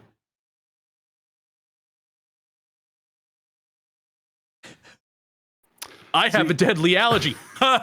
Pussy. Like, what the fuck? Like, I'm sorry, you never progressed beyond being mentally 7, and that's dangerous. That is. So now you have to leave life. Yep. To leave life. Log off life. I think we just found the new TikTok strat. Yes. Instead of saying unalived, you got to say they logged out of life. Yep. Anything else to say before we move on, Aggro? I mean, more Alan Wake 2 is always good, and being in an FBC facility again reminds me that more games need to take place in hauntingly grotesque, brutalist structures, because Fact. all of this twisted concrete is amazing. Did you beat the previous 2 DLCs? Yes. Okay. Chris, what have you been playing? So the only thing I really played other than a little bit more Echoes of Wisdom, which I have not beaten yet. I don't even really have a lot more to say about Echoes of Wisdom other than they sure like stealth segments in that game.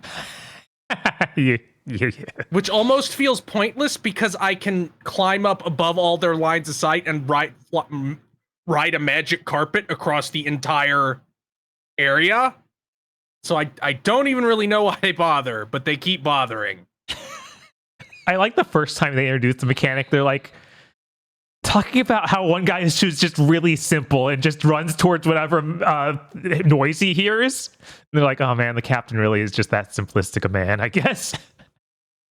It's like, I need to try the strat somebody told me where you can whip around when they're chasing you and put the cube of water down and they'll drown themselves. I don't know if that's true. I have not tried it.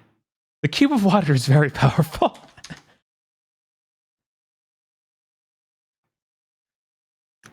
But I streamed Until Dawn, the original PS4 version, not the PS5 version. Why would I spend $60 on a thing that even Sony didn't have faith in? Hence why they slashed the throat of the studio a week before it came out. Yep. Until Dawn was really delightful. Mm-hmm. Huh. Nobody ever correctly conveyed to me that, like, no, this is like a campy slasher horror movie. This is like if you got to play like Friday the 13th.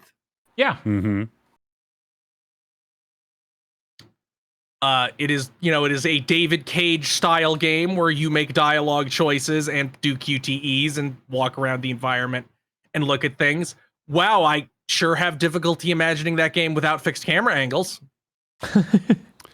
Are they not in the remake? They have Oh dynamic. no, they just they turned camera it angles. into The Last of Us. Mm. That doesn't even make sense. Nope. It doesn't make any sense. Nope. Nope. There are these weird little inter scenes where where a therapist yells at you.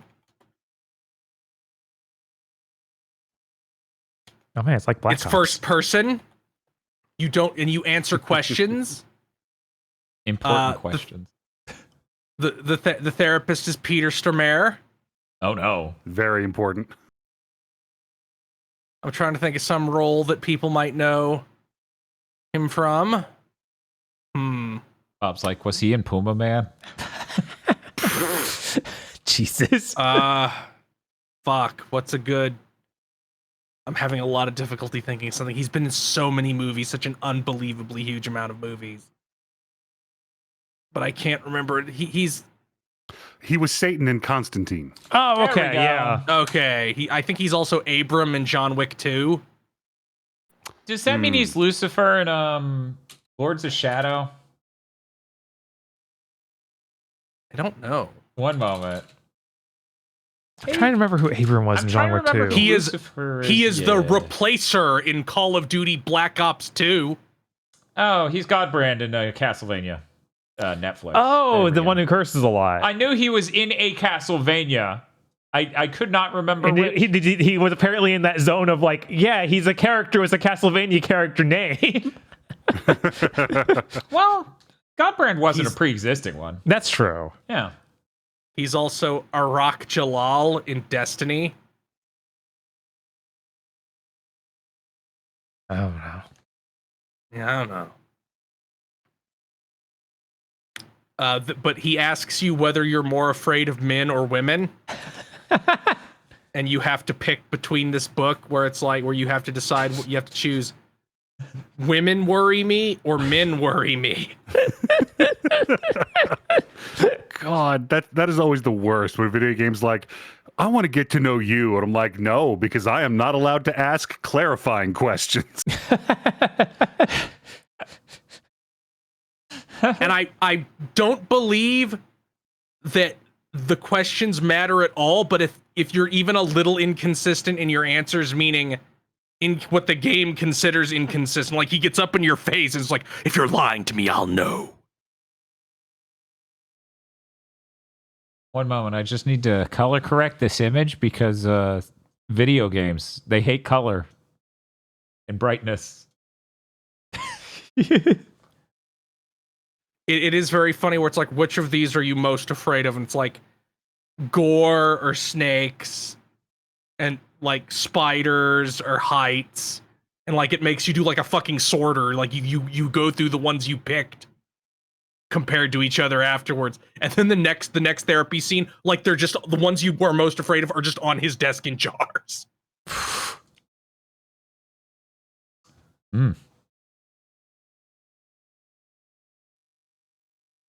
But yeah, I liked it a lot. It's really funny. The first time I accidentally killed everyone the first time I played the last chapter. The same thing happened to me.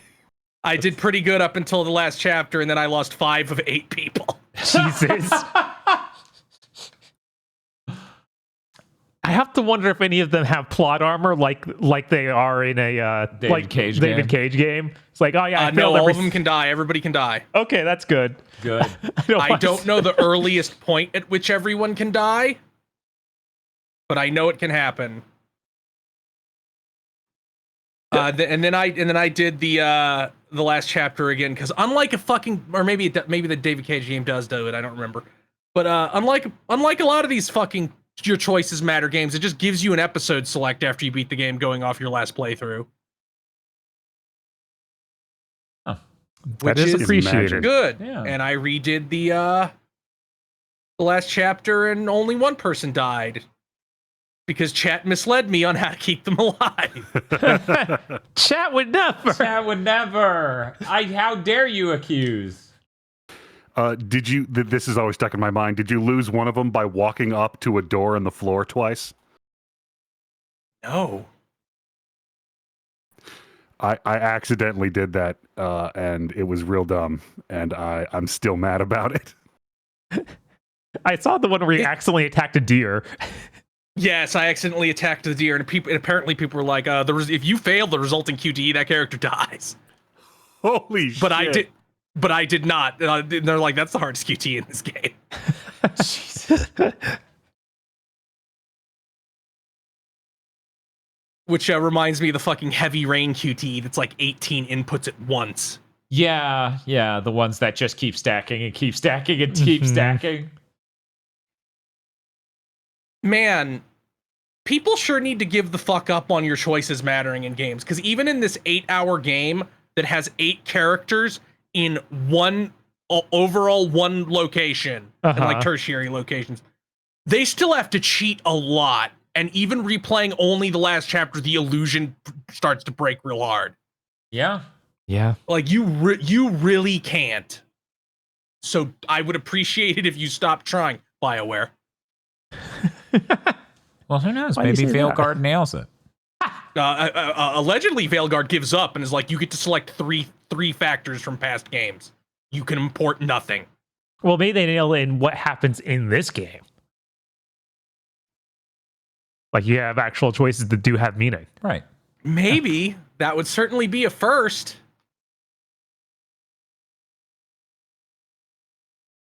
I'm excited for Dragon Age. It comes out next week. I'm so excited to finish Metaphor and go straight into this. Yeah. God. Yeah. No, that's good. That's good.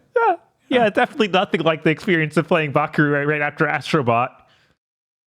But once again for chat, if the 28th hits and the embargo goes down, everybody's like, this thing is broken to shit and runs at like 30 in performance mode. I'm not fucking playing it. Because I would actually want to stream that game, and I would like it to not be fuck banged up and horrible. I would like that to be an enjoyable experience for all, especially me.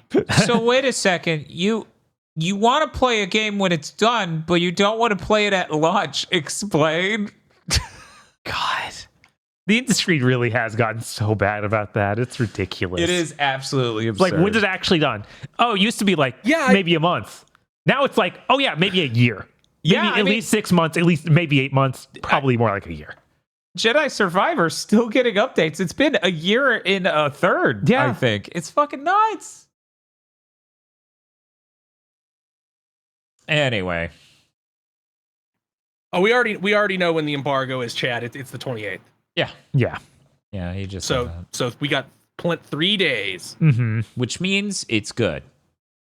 That usually is actually a good sign. Yeah, like that is a good sign. Like, but they might not consider performance a thing that they'll get dinged for. Possible. Feel like people have learned that is a thing you get dinged for, though. Maybe. I don't know. A lot of people making Unreal Engine 5 games. Yeah, inexplicably, the one thing that the industry refuses to fucking learn, they seem to be picking up on this service game shit being a dead end sooner than they pick up on, guys, make your fucking game 60. Yeah, for some reason and for some reason that's the one like the entire media circles the wagons on to get weird about. Yeah, I mean, literally, as I said, not even that long ago, Ollie Mack, the youngest member of Digital Foundry, was like, "Yeah, it was really weird when games were running well on console." And I'm like, "No, no, 7th gen is the weird part, and we're still in the hangover. We don't need to go back. Games need to keep performing well. 60 frames per second was the standard." All the way back to the NES! You can't just sit there and be like, well, this is normal now. No! That is terrible, and we got out of it. Good. Don't go back in. Don't go back into that fucking swamp. We need even higher resolution textures. No! We don't! We don't even have displays good enough to fully appreciate how PS4 games look. No. Anyway. Did you have anything else you want to say about Until Dawn? Nope. I will say one thing though, because I had to look at the PlayStation app today. Uh-huh. So they didn't take away all my fucking PlayStation Stars points. Yeah.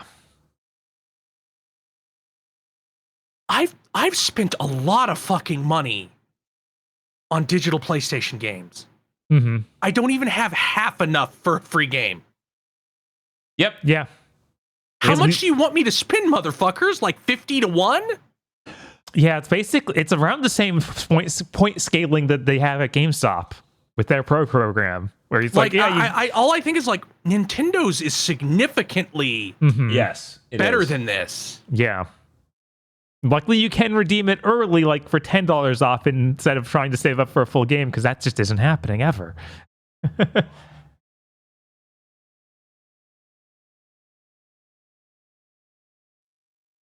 But yeah, that's everything I played. Oh, I should say what I'm doing on Saturday. Then on Saturday and Sunday, I will stream Ghost Trick. I don't know fucking anything about Ghost Trick other than that girl keeps dying. It really makes her die when Ghost Trick.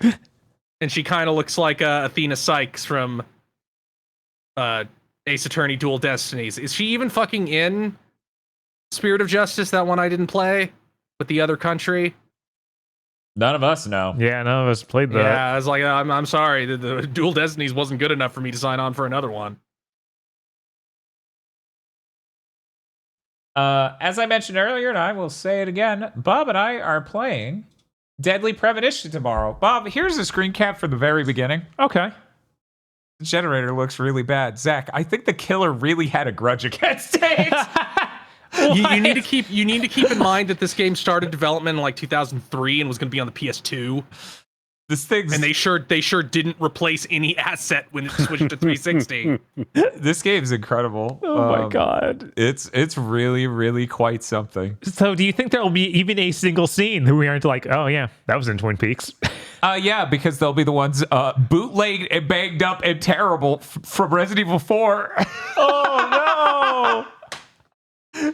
That's it. No. I think it will literally be like the ones that aren't. It'll be Silent Hill, not Resident Evil 4. Oh, the opening I played already had things that were blatantly the opening of Resident Evil 4, where I'm just like, are you fucking real, dude? This is rough.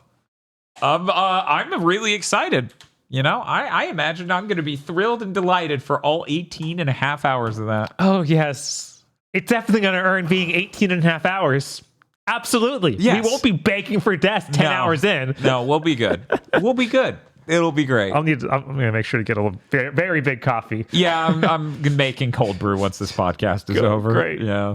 And I'm just... So I'd like to report that I've done it again. I heard Deadly Premonition, and I God damn it, I thought of Indigo Prophecy the entire time. Till I went to like look it up. I'm like, oh yeah, I want to see some screenshots of this. Is not the correct game. They're like, these idiots uploaded the wrong images.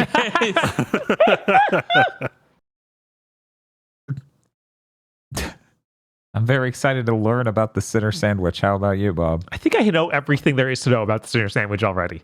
And yet you haven't experienced it. I haven't. It's probably good, honestly. That sounded good. For people who don't know, the Sinner Sandwich is supposed to be cranberry sauce, turkey, and cereal in a sandwich. Did they ever specify what cereal? No, but I think there's a shot, and it kind of looks like it could be Kix, if I remember correctly. Okay, I'm going to have to do more research after this. For some reason, I thought it was cornflakes. Maybe I'm totally... I mean, cornflakes would probably work. Right. So I can understand you wanting it to be that. I don't know. Yeah, it's like a fucked up really cereal Monte Cristo. If it was me, I would assume it was either Chex... Chex would work. Or Captain Crunch. That's what would be what I did, would be Captain Crunch. Yeah. I don't know. The fan theory, says John Juando, is strawberry jam, turkey, and frosted flakes. I could see frosted flakes, too. That they are like the sweet version of the corn flakes, which makes it very weird. Good. I need it to be even sweeter. The strawberry jam isn't enough, clearly. That's the real problem. Yeah, damn. We can't use 0 sugar strawberry jam. It's got to be like extra sugar strawberry jam. Is that maybe you should use like no sugar added strawberry preserves? No, we have to make it exactly as it is described. I'm gonna have to watch that cutscene again. They make the funniest face in the world in that cutscene. This is gonna be a great stream. This is gonna be an all timer for sure. You know what else is an all timer? What? The Podlords. Wait a minute. There we go. So soothing. Too many songs. Past that first bit, it was very soothing.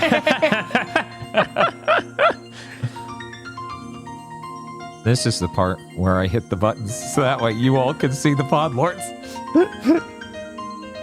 Just gonna make the frame rate shit, but I'm not sure if you knew this. The Podlords are still images. You just sent the co-host a literal pile of screenshots like you figure it out. Could you imagine? This is already so much of a fucking nightmare, man. I'm just having to send image after image while changing Firefox and the spreadsheet. Why can't technology work?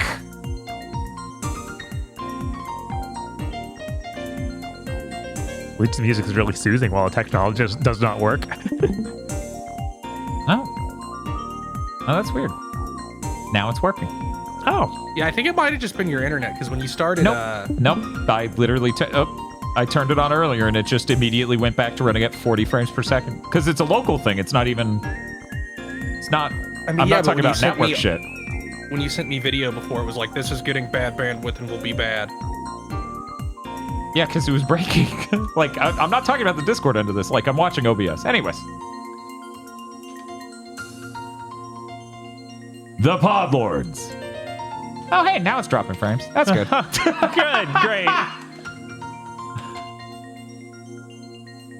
Podlords such as BN12, Red Blaze 27, Suzushiro. Thank you, Metaphor Refantasio. 101 Shades of Wonderful Remastered. WTF Spider-Man. Mr. I Like Spam. DFW 3K. It's just a prank, Han. Body count 7.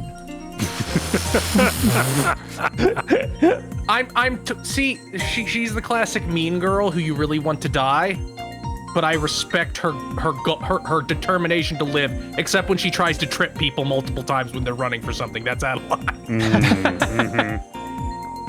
Shiny Mew. Chris C. Enough Juicifrost to kill a horse. Cooper Tank. Tell me what you fear most, my friend. Oh, for sake! Jesus. Oh you know, Dan, if we rewatch the Bound Arc for yet another Chugging Bleach episode about it, it needs to be titled "Never Bring Up Jinkarya Again," and it's word filtered on all platforms. Jinkarya worries me. Indigo Sykes. Foul Charmander. No. He went to light speed and came back abruptly. Yeah. Looks like he tried to headbutt a car. He looks like fucking as portrayed by Wizard Magazine. It was his plan. What? Don't you do that to him. Shinji16 and his whistling friend would like to remind you that you matter, you are valid, and you deserve to be happy. You should just idle there for like 30 minutes and just have him stare. Is this UFO 50? Yeah, this is that idle game that's also Zelda. Oh, okay. Yeah, it's real cool.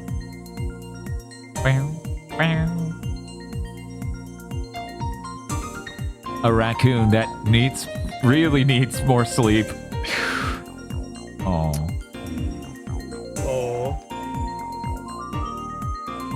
Happy National Edge Day! Bring out your favorite edges. Because they're edgy characters. Huh. Yeah.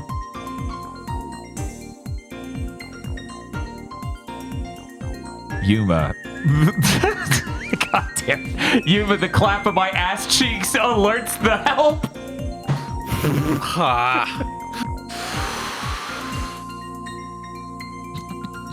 Jesus Christ.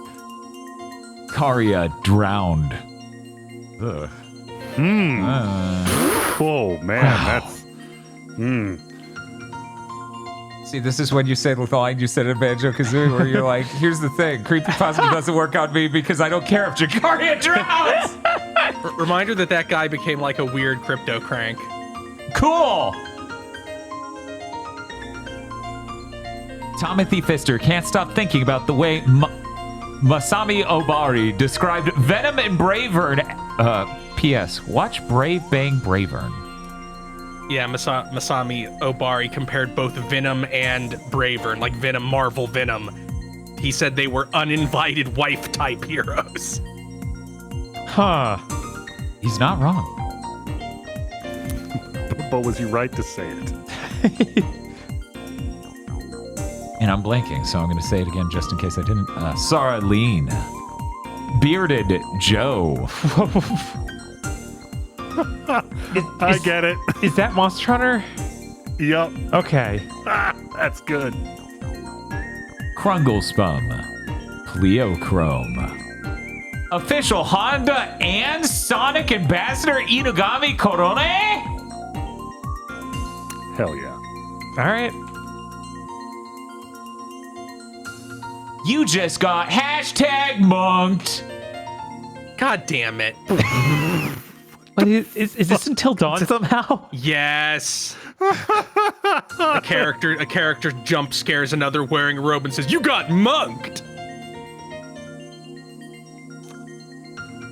The one time an enemy hits your weakness or gets a crit on hard mode in Metaphor. Yeah, that's sure how that franchise works. Yeah, which it's like- I'm including Metaphor in. Yep. You do lose every turn, and they make it even worse in metaphors. Like sometimes they get ailments from it. Like, now we can't even do his special moves. He's too worried. At least it's not like Shin Megami Tensei 4, where like one of your AI party members will hit the boss with their strength and make them smirk, meaning all their shit crits.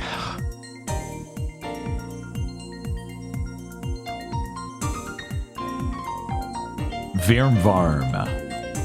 Kuchline. Caster. He's so smart. That man can't read. That does seem to be the text of the other things I've seen with him. Bleach Gags on vacation. Back to Yu-Gi-Oh! Shooting Riser Dragon.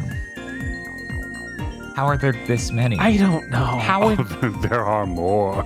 No. There's always more. Because this is the main character's dragon. Like this is an extension of the main character's dragon from Yu-Gi-Oh! 5Ds. And if you're a main character monster, you fucking get shit forever. Is his hand upside down? No. No, he's good. Yeah, I guess not. The new Monster Hunter Wilds monster. Dope. Fascism? No, it's the bucket octopus. Do you not remember the bucket octopus from Japanese folklore? No, but he's like wrapped around like an oil well there. Well, yeah, that's what you put in the bucket. I'm Batman. Oh my god. So she's clearly a man bat. No, I've seen him, Man Bat. I saw him like way too many times in that one game. Is this character eligible for Scrimblow of the Year? Because I would argue yes. Yeah. Because they really have that cinder block drop feeling we've discussed about a lot. Their head seems optimal for it. Jesus. I don't know. I would wait until you hear him speak. That does affect things. I see. Hieda no Aku's corpse and Digital Basic. Thank you very much to our Podlords. Thank you, Podlords. Thank you, Thank you, Podlords. Podlords. And if you'd like to become a Podlord, you can go to our Patreon at patreon.com/gbpodcast. For as little as $5 a month, you get access to many benefits such as early access to Chugging Bleach and Pokemon Go to the movies. 2 benefits which have numbers above their heads, so you better get on it. You also get extended content for other shows we do, such as Gamer Premonitions and Armchair Devs. Please check out our Armchair Devs Sonic Extras on the Patreon right now. You also get an entire movie called Isolation 119, a full-length feature film. This is not a joke. It is a full-length film made by a professional who professionally wanted to get a tax write-off on his vacation. You also get a patron-funded show, one a month, wherein you either get a commentary track for you and a public show where we watch a bad thing, or a public or a private show where you get to vote on a good thing and we watch and discuss that instead. Sometimes we get to have cake, like Krull. Like Krull. Or Master and Commander. That's less cake and more taste. Or less cake, more hardtack. Aggro, what's the movie about Liver Eaton Johnson?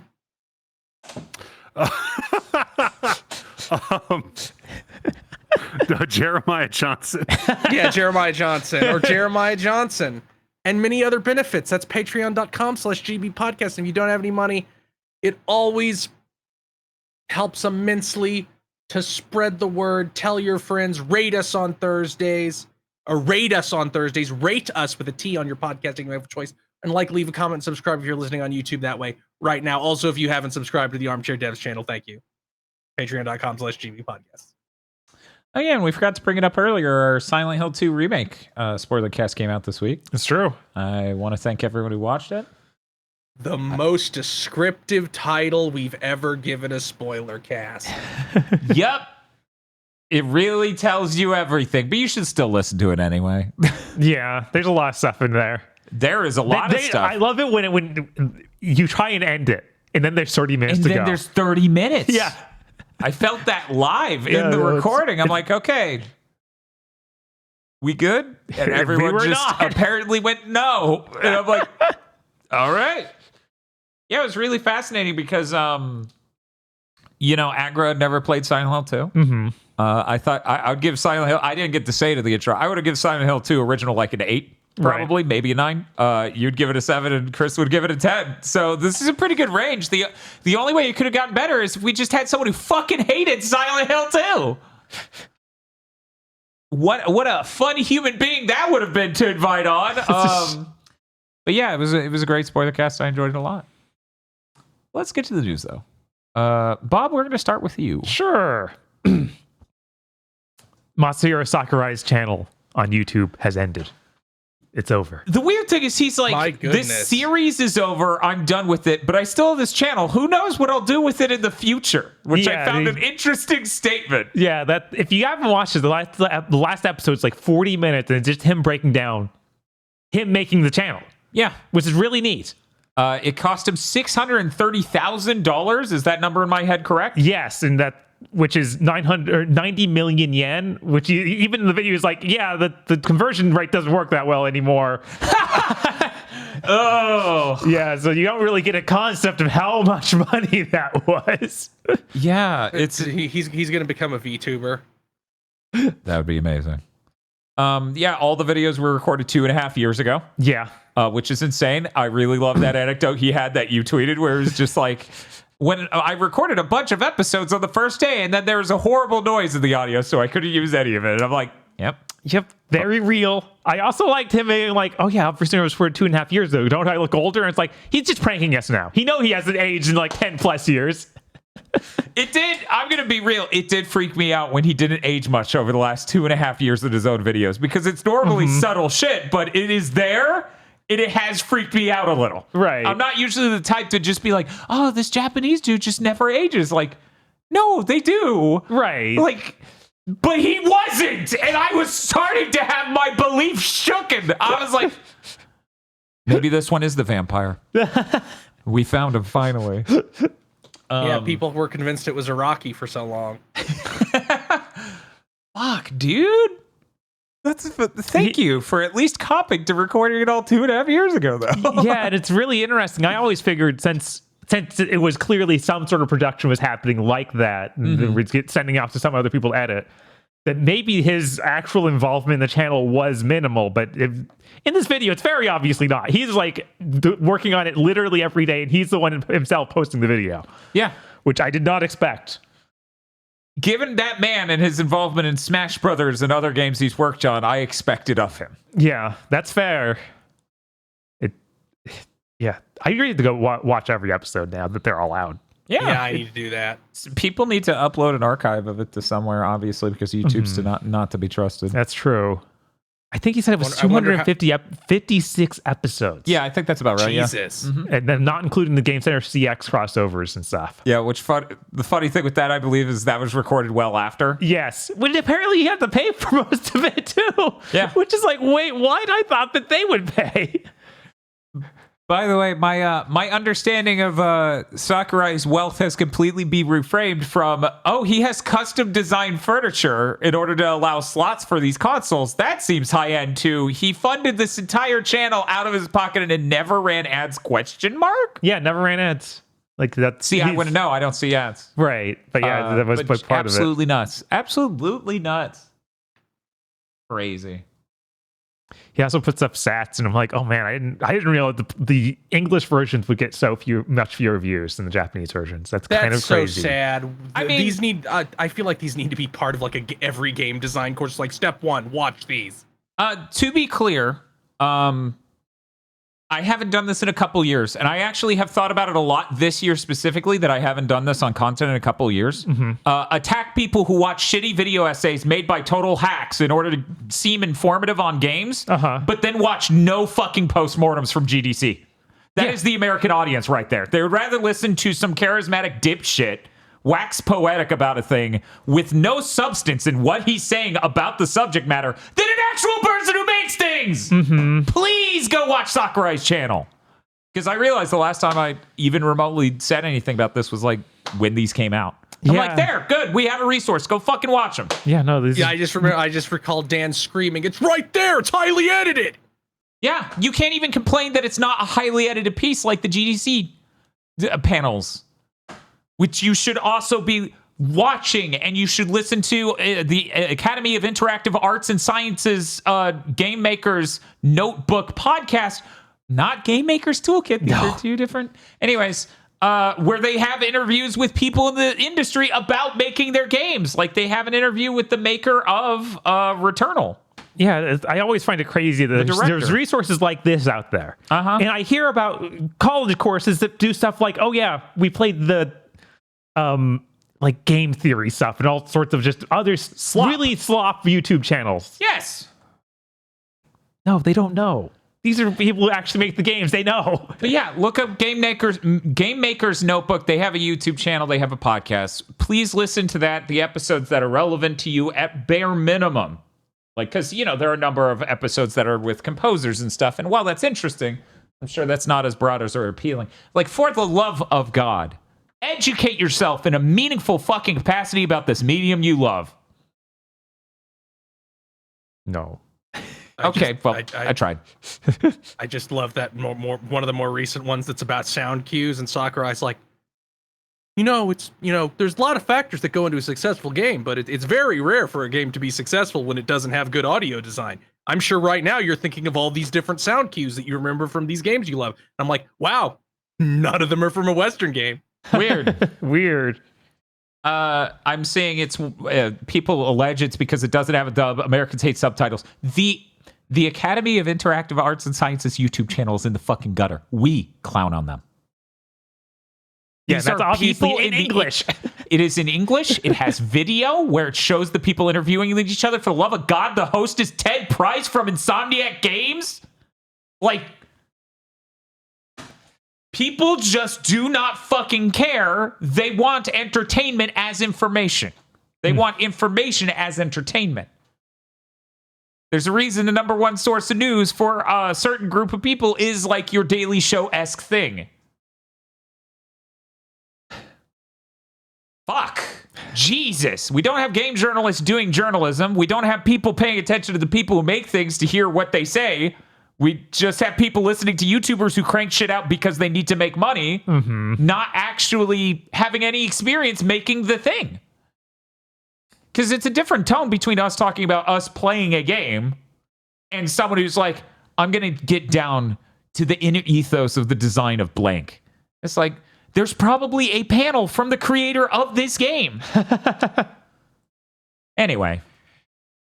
Something else that came out during this is that he's been working on a project since April 2022. Yeah, that's why a little while. He was like, I was requested to write a game pitch, and I produced it with lightning speed. It'll be announced eventually, I assume. I hope it's somehow Kid Icarus coming out on launch for Switch 2. I hope it's Kid Icarus 2, yes. Any specific mini games you'd like in that Kid Icarus 2, Chris? I'm just curious. I don't even think there are any mini games in the original. It was a throwback to a comment at an old big thing. Don't worry about it. I'm sure the viewers know. Yeah, you know what? I'm gonna type a link into the fucking description and also chat. Oh yeah, there was this great part where Sakurai's like just showing things. He's like, here's fan art from a manga artist that I'm friends with, and it's Fat Palutena. Yes, that does make it into this final video. That's great.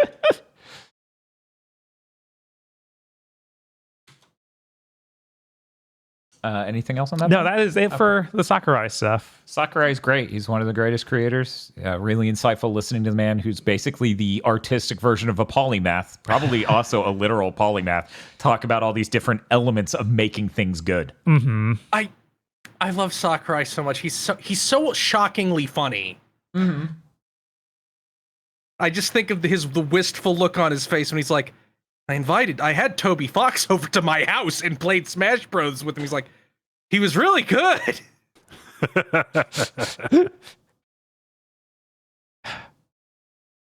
Yeah, I hope we such did an this. insane thing to even think about. Like Toby Fox went to Sakurai's house. Yeah. It does. Like, it's nice to see like weird behind the scenes stuff like that, and like just hearing different stories of like, oh yeah, I filmed this whole thing in a secondary home. I don't own it anymore. So that's why I changed couches. What? Yeah. I only caught the end of this broadcast. I was going to wait until I had a day to cut out all 46 minutes or whatever to watch the whole thing. Yeah, I was near the beginning where he's like, yeah, that everything was recorded in the other house. So I start my day by driving over to that other place. That's amazing. To record all these videos. Oh my God. That explains some of the shots. Yeah. The Game Maker's Notebook literally has an interview with the creators of Crow Country talking about their journey. Oh, wow. Making, from snipper clips to Crow Country. It is 2 hours long. It has 503 views. That is what I'm talking about. I know what you're thinking. You're thinking, well, Dan, that's because it's a small little baby game, right? Yeah, sure. Let's see. We have writing for live service games with Destiny 2's narrative director, 391 views. Well, I can see why no one wanted to show up for that. Composer for Valve games between Portal and Counter-Strike 2, 1,100 views. Like these, once again, if we turned out podcasts that did these views, we would have to shut down. Yeah, of course. This is literally just the industry puts up the money to talk with the industry about the industry. Mm-hmm. And it's suffering because of that, because these are people who speak in a somewhat technical manner, a rather direct manner, about the act of actually making it, instead of trying to make some smooth-sounding video essay out of it to make you feel like you learned something. Anyway, I realized it had been years since I did the rant. Okay. I get one. Yeah. So we also had the Vampire Survivors DLC. Oh, wait, one second. I got to run this since your other comment. Spider-Man 2 interview with the senior narrative director, 1,000 views. I feel like that is a very high-profile game with a story involving characters people care about. Yes, that's true. Maybe should have more than 1,000 views. Not even 1,100. It would show that here. Absolutely nuts. Anyways, they announced the completely unreal. They announced Vampire Survivors now can unfile off the serial number. Yeah, it's called the Ode to Castlevania DLC. Comes out on Halloween. And it's going to have... they literally did the Smash thing of everyone is here. I know, it was so funny that they're like, this is our slogan now. And I'm like, okay. I'm gonna file a complaint with the Better Business Bureau if Kokoro Belmont isn't in there. That's not everyone. Kokoro Belmont needs to be there. That's who's right next to me, chat. Right here. Yeah. That's Kokoro Belmont. We all know and love her. Of course. Just wouldn't be the same without her. Yeah, the whole franchise. It's gonna upset me. But it's gonna have 20 characters, 40 weapons, and 30 songs. It'll be $4. That's cool. Is it worth $4? I don't know. So I mean, obviously, people who play that play it for so long. Yeah. I played 12 hours. Like, okay, I'm done. Yeah, I might try it with this stuff. Maybe. I don't know. Yeah, maybe. I feel like there's enough art and music and joy in Vampire Survivors to rise above what I'm about to compare it to. But it really does remind me of that tier of mobile games where it's like, this is to fill time before you die. Yeah. Yeah. But here's the thing. I believe we had a discussion in the past of whether or not a game could get nominated for Game of the Year based on the strength of its DLC. Okay. Like if a DLC came out and it transformed the game, they put the serial numbers back on. This is eligible for Game of the Year. I need to play it. Man, Konami is having their shit together with Castlevania so bad. I will actually be more pissed if that new one is a roguelike. I was like, you've hit on all of these, but it still was a roguelike. You couldn't control yourself. Yeah, there's no way. It can't be a roguelike now. They've done a crossover with a roguelike stuff for like in Dead Cells. Like, I feel like there's no way. And we found out that people that were making Dead Cells that were working on an IP, it was Prince of Persia. So we don't no longer have to worry about that. Yeah. This has the sisters from Portrait of Ruin. That's very fun. Oh yeah, everybody's here. Everybody. Can I play as the Maxim? That's important. Yeah, Maxim Kashine is an important character. He is. He is super important. Let me see if he's in this picture. You can even make his animation just him spinning constantly, like his goofy fucking double jump. There are some characters in this I don't recognize. I bet there aren't any I don't. Well, probably not. Is it in the document? Yeah, that's the picture I showed in the document. God, I can't zoom in on pictures in the document. Of course not. That'd be too easy. That would be too easy. Okay, one moment while I blind myself. One moment. Go. Can I do that? Yeah, I can do that. Oh my god, they have the pumpkin thing that was unlockable in Layman of Innocence. Yeah. They got the time traveling dude. Uh-huh. Count Saint Germain. Yes. Yeah. I'm not sure who this axe wielding lady next to the Abaddon is. Is that supposed to be Abaddon? That's who I'm assuming it is, because I can't figure out anything else. But he's got a cane and a top hat. Chat, you're going to have to imagine this because it's not possible for me to save images from fucking Google Documents. God. Such a well-designed program. It is. What a great service. I think actually there's the Vampire Survivors characters are also in this image. So a lot of them are just Vampire Survivors characters. Is that what's happening? Yeah, in fact, I think that is what the axe lady and the top hat guy are specifically Vampire Survivors characters. Weird. I don't understand why you would do that in a reveal like this. It was all entirely about Castlevania, but whatever. Because they're buds. They're best buds. They're bros. I have forgotten what character I was looking for. I guess I'll move on. Maxim? You were looking for Maxim. None of them, from my glance just now, look like I saw Maxim. Juiced. I'll be right back. I think that maybe the guy, the guys on the lower left, the red guy and the yellow guy. No. I think maybe one of them might be Maxim. Well, maybe that one on the right might be Maxim. Yeah, with the green pants. That's probably him. Oh yeah, that probably isn't. Yeah. So we got Maxim. It's fine. All right, I guess I should move on. Marvel Spider-Man 2 is coming to PC on January 30th. It's Nixies again. Is that good or bad? That's good. They're the ones who make the good ports, I'm pretty sure. Dan can correct me when he gets back, but I'm pretty sure they're the ones who did all the good ones people like. Of course, of ports of PS5/PS4 games to PC, not like PC ports in general. We got information. What's up? Oh, I'm just so curious what the system requirements are going to be, because every time Sony has revealed the system requirements for one of these, people get mad. Oh yeah, which they did not put those out yet. I think that is usually a lot closer to launch. And it's like, yeah, no, did you look at it? Yeah, your computer can't run that. I'm sorry. It's not good enough. It'll never be good enough. We have a hardware accessibility feature where you can turn off NPCs. Jesus. Shit, I'd take that on PS5 and get rid of some fucking TAA. We found out about the Nintendo playtest game we were talking about. I think it was last week. Maybe 2 weeks ago. Maybe. But yeah, Nintendo put out a thing for people to get to a beta playtest sort of situation. They needed to have like a Nintendo account and all this. And of course, people leaked what it was immediately as soon as it went up. They put up a website to explain it, and that's what immediately went out to everybody. So it's some weird thing where players work together to harvest a planet and like I guess it's got farming elements and other sorts of things to colonize the planet.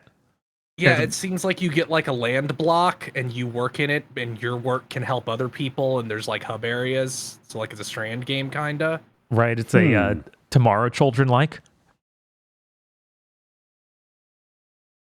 I assume it might be something like Splatoon, because the hub reminds me of Splatoon, like the hub concept, because you can see other players, but it's a Nintendo game, so you will not be able to speak with them. Right. And you said you can get items and talk to people.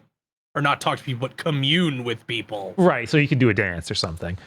Yeah, so I assume it will be some kind of like maybe like a single player, a single player game with some online influences. Mm-hmm. And then you have that hub.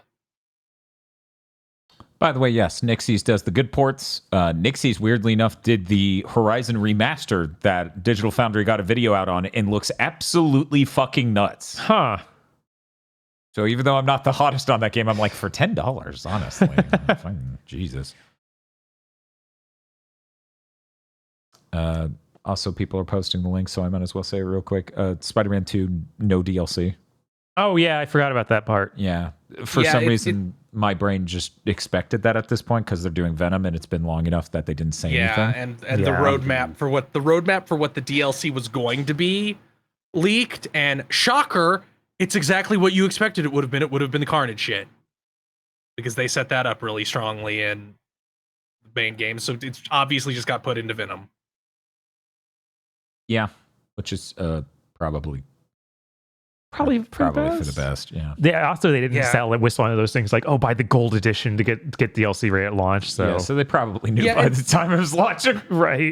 I feel like I shouldn't need to say this to our audience, but just to be sure, no, nothing has ever been canceled because it leaked. That's insane. No, Nintendo isn't going to cancel Pokemon Z to A because like a month's old dev build leaked. Do you realize that it cost millions of dollars to make it? Will make them billions of dollars. They know we're gonna make hundreds of millions of dollars now. We can't do it. They'll see it coming. No, look, when Doom 3 leaked, they had to cancel the game. Everything's like that. Doom 3? It's so insane. There was some weird thing where when it leaked, I think they ended up rebooting it shortly after that. I think it was an unrelated event though. I don't think it was rebooted, but I think somebody stole a fucking E3 demo. No, it was something definitely was Doom 3. Okay. But I don't remember exactly the specifics of it. But Because I know that Half-Life 2 was the thing E3 where they pulled down the early build of the game and there was so much drama and I can't remember anything with Doom 3 though. But guys, first of all, the fact that they did not sell Spider-Man a deluxe edition to Spider-Man 2 with this DLC should be all the evidence you need. It was canceled before the game shipped. Right. Yeah. Like, no, guys, we'll just throw away $50 million because 0.1% of the people who would actually be our consumer base knew it existed ahead of time.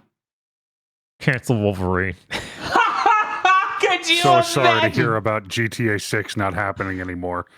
It's such a selfish thing to do. SMH. People said that. People fucking said that when that shit, when that early footage leaked. They're like, they have to restart now. It's like, are you fucking insane? And you want to hear one of the most insulting and depressing things possible? The reason we're never going to be mainstream successful is because we don't talk to that audience. That audience wouldn't stick around long enough.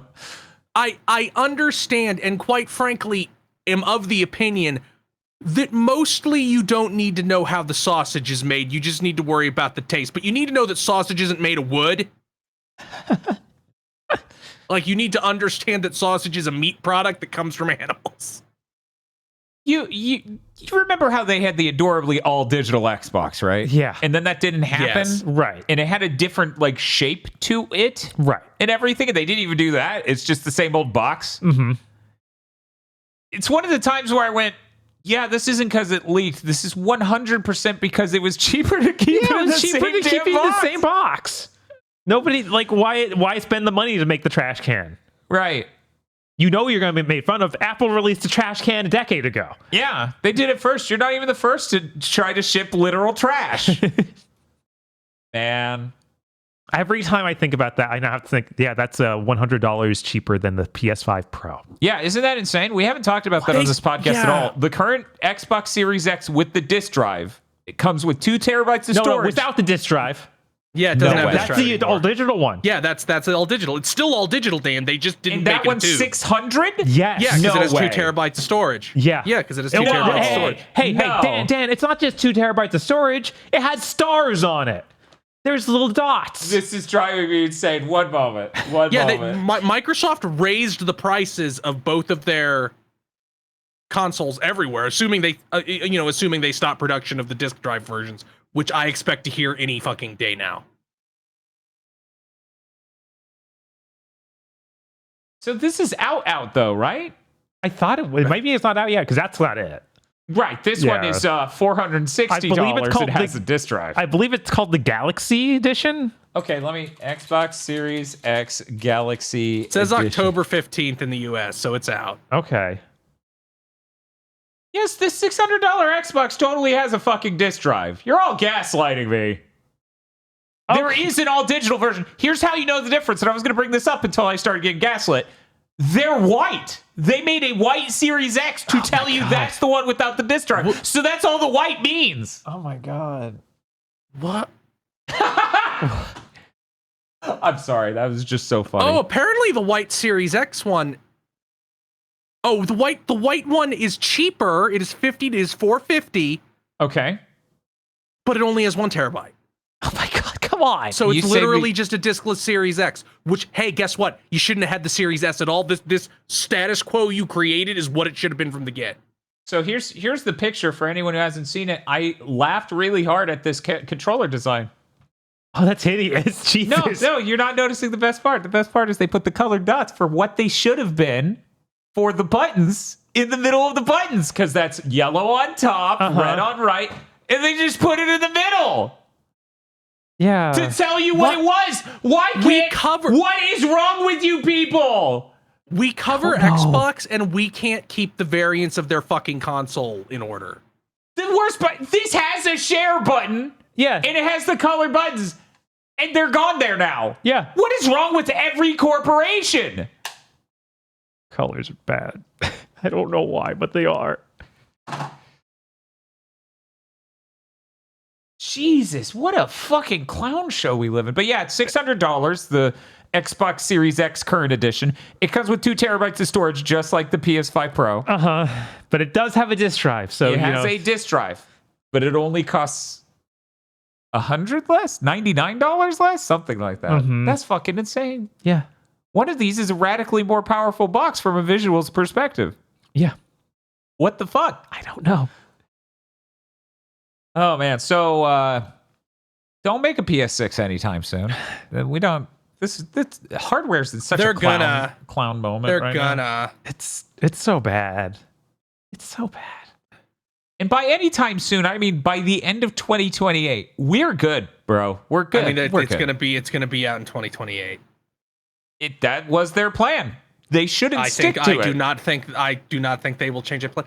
I think they'll go with the logic of, well, super enthusiasts can buy it and the other people can play the PS5 versions until 2032. That's 100% what they think and what they'll do. And I'm telling you, I will buy it because I'm a rube. God damn it.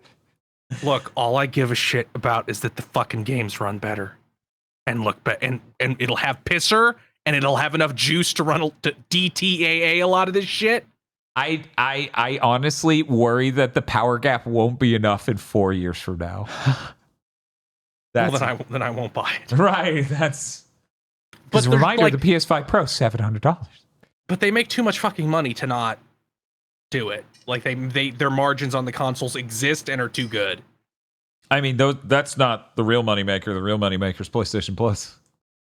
The whole PlayStation business industry is flipped it up by that.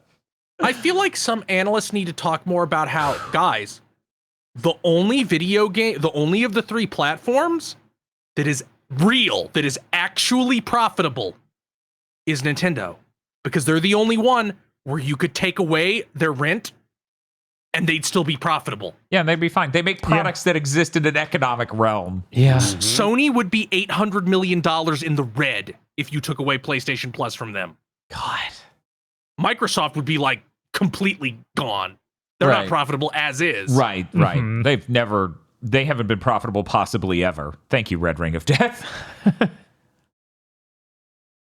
Anyway. Yeah. Where were we? We were talking about the playtest game for Nintendo, but I think we're done with that. Maybe let's move being on. Very strandy. Yeah. If you poke around, you can find the summary that you got when the playtest started. Nintendo hasn't actually. Maybe a link will appear in, if I can fucking find it.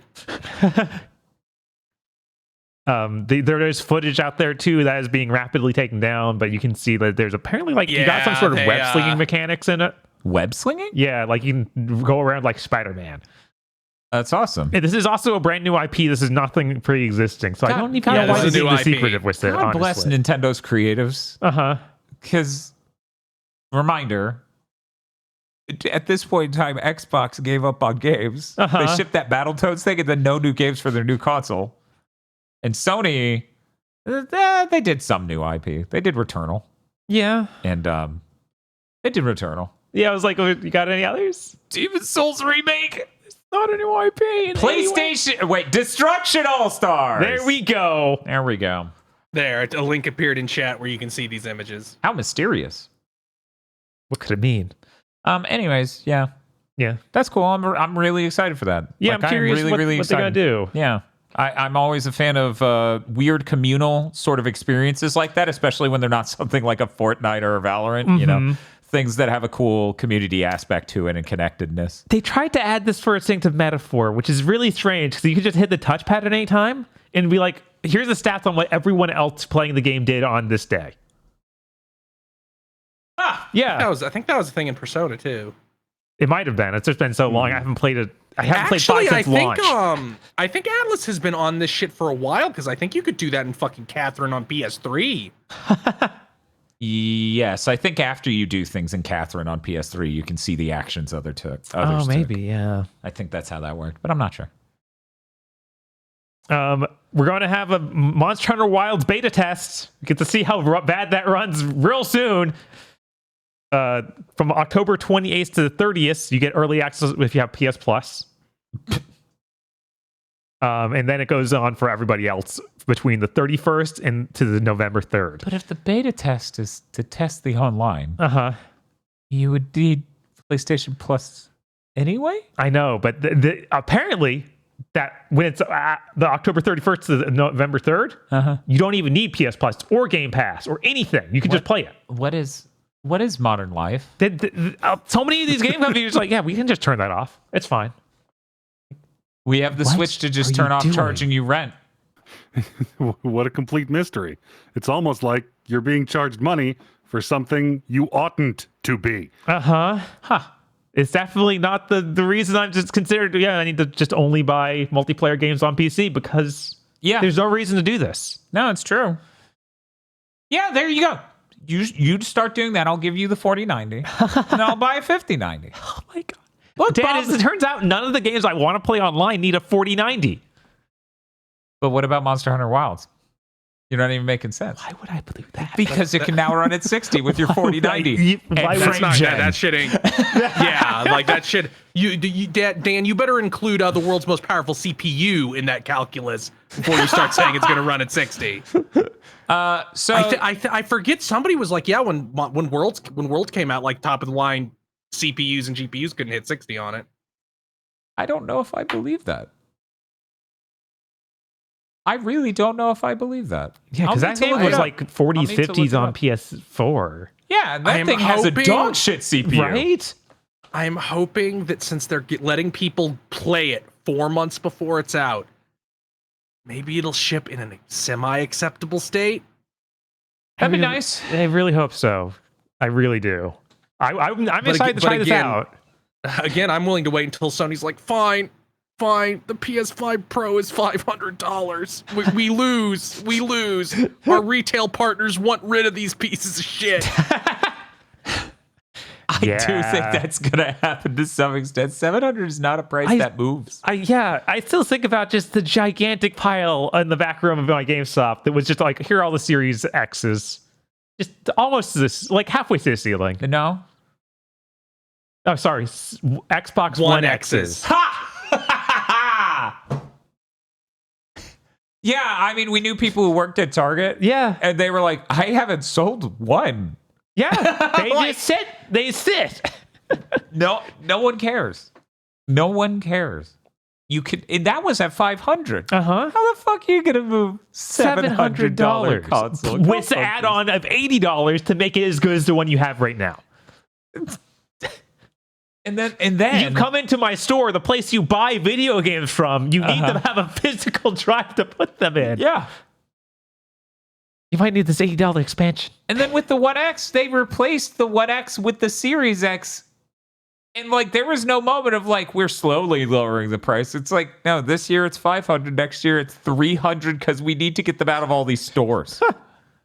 250 even. I'm pretty sure the 1X hit as low as 200 and 250 to get them out of these damn stores. Anyways. What were we talking about? Fucking, I don't know. Oh, right, Monster Hunter. Anyway, we found out more info for Yooka-Laylee Replayly. Yes. They actually announced the platform is going to be on, so it's going to be PS5, Xbox Series, and Nintendo. They didn't say what, though. They didn't put a Switch up there, but they just said Nintendo.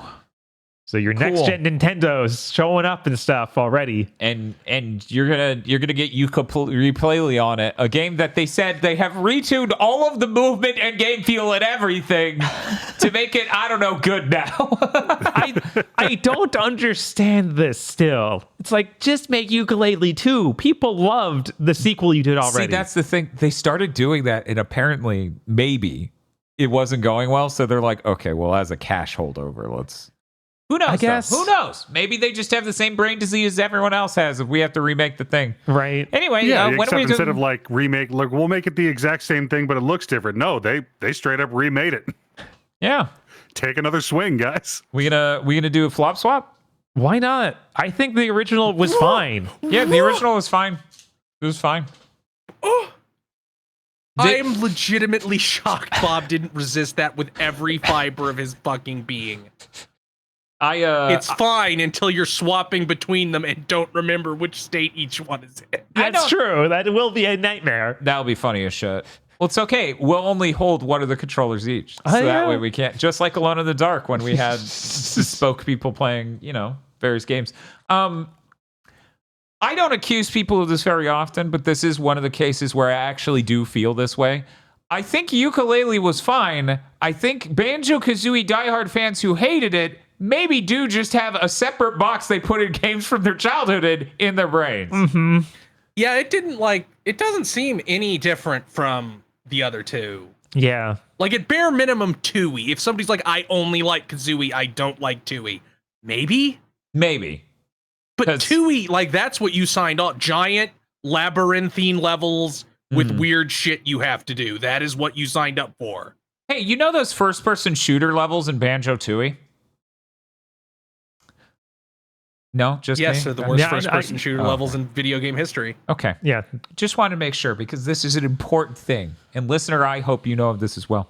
So there's this person in VR chat who keeps making worlds that are aughts and 90s nostalgia worlds. And it's like your bedroom if it was in the 90s.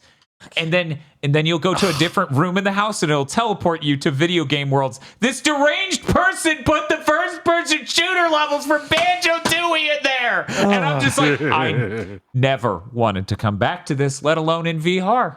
Yeah. My God. I'm in VR and this layout still just sucks. Like, I have a sense of direction and I can still just go, this is like the same room on top of each other 17 times over with a ramp up on one wall.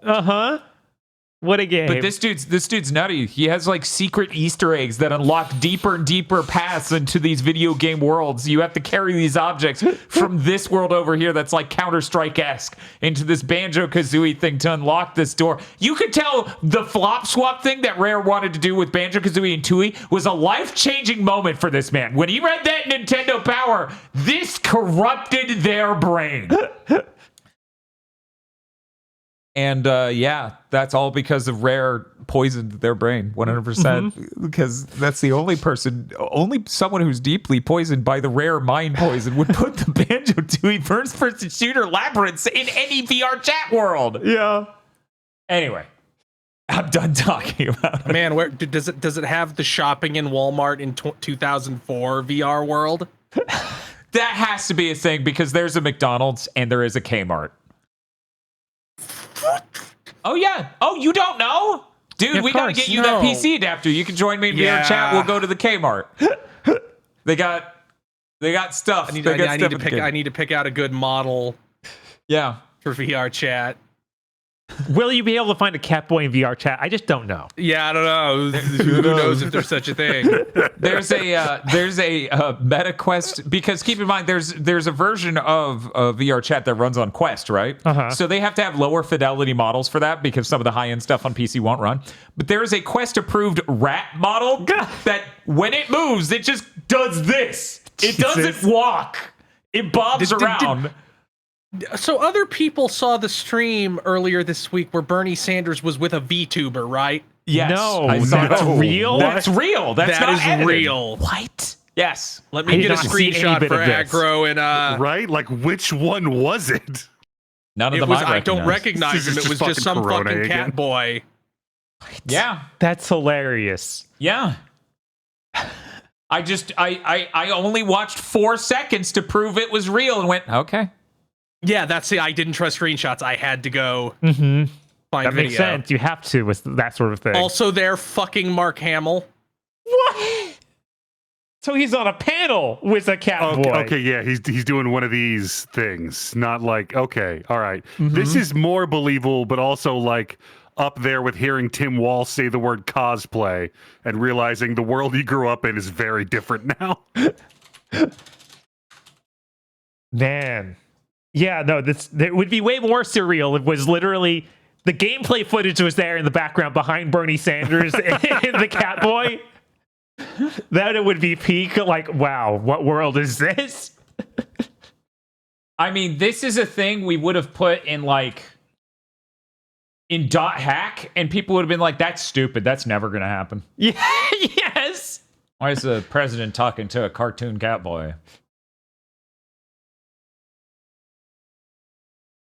Isn't that absurd, Unify? Anyway, yeah, the Kmart's really funny. I'm sure. There's an arcade. There's a pizza place. Is it Little Caesars? Yeah, I think it was. Okay, because I was like, they had a deal with at least our Kmart. Wasn't Little Caesars the one that's like pizza by the foot? I think so. Yeah, so yeah, it was them. It was them because I was laughing over the gigantic box that says pizza by the foot. They tried to stock the entire store with like 90s and aughts electronics. So you go to the electronics and other sections and it just has stuff like that. And then occasionally it'll just have some completely bizarre thing that makes you, is this a real product or did you make this up to fill this world with? Because you know that's immensely funny. Anyway, let's move on. Sure. Okay, this story is really weird. Call of Duty Black Ops 6, the game that comes out tomorrow, surprisingly, has a third-party developed spatial audio enhancing feature. It costs $20. It's apparently called Embody is the group that does this. They've done it for a few other games. This $20 gets you a 5-year subscription, so it's not even like something you get to own. You don't even get that upgrade forever. Yeah. Which is weird because the other games they've done it for, Final Fantasy XIV and Cyberpunk, also $20 each, but it is not a subscription. So this isn't like a sub to the service in general. This is per game you are buying this extra $20 feature. This is insane. This is insane. Yeah, that's going to be an eat shit from me, Bob. Yeah. There's no way this looks good for anyone. I can't believe they're doing this. And they're like nobody really cared for the other two games, but this one is so competitive. And spatial audio is important for it. That everyone is getting very upset. Microsoft probably gets a cut, so they need that money. Yeah, they'll never actually make any good choices. My brain for 1 second, I'm like, it's not Microsoft, it's Active. Damn it. You rube. Yeah, fucking. Yeah, Activision is going to outlive Xbox. They will be Microsoft game division with Activision within the next 3 years. Xbox will become a dead word. It's gonna happen at some point. Man. Let's see. Wait, who's out there like, I need the spatial audio in Final Fantasy XIV? I'm very curious. Yeah, I don't know. Like, it wasn't designed for spatial audio. Well, that's why these guys came in and did it. They designed it. But you don't need it. Same for Cyberpunk. Just play the game, you fucking asshole. This is a really, really high-end company. They do ask you. They apparently have a thing where you can send them a picture of your ear, and they Are you try fucking and, real? like they actually fulfill the promise that Mark Cerny made. Well, at least now on the PS5 you have the tuning stuff. Like it actually has a fully new tuning system. So I forgot. You don't have to take a picture of your ear and send it into Mark Cerny. You can stop now after 4 years of doing it. He's like, send me your feet now. What does this help with? It helps me. Oh no, Mark. Moving on from Bob's news. Daniel Ahmad on Twitter or on Blue Sky did an image comparison of the leadership of Unity between June of last year, 2023, and now. We got these two images, and very interesting things about these images.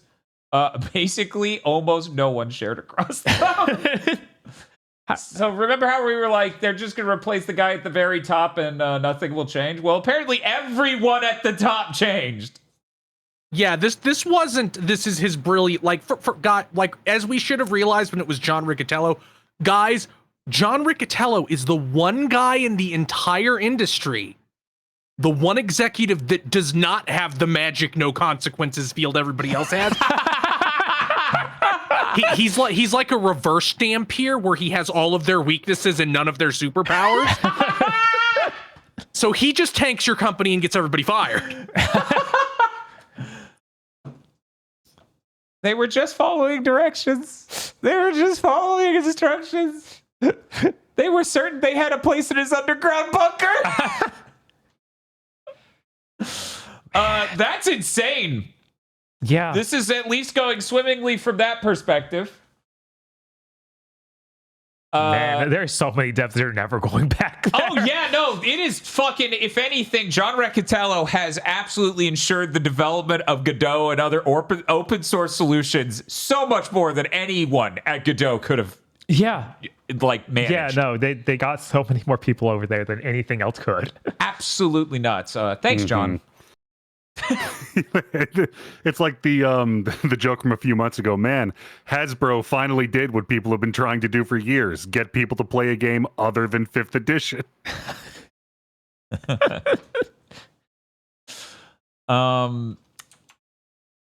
Yeah, that's absolutely nuts. I'm glad there's actually a whole change at the top. I feel like we shouldn't end the podcast with the industry segment. So are we? Okay. I think it's time. Here we go.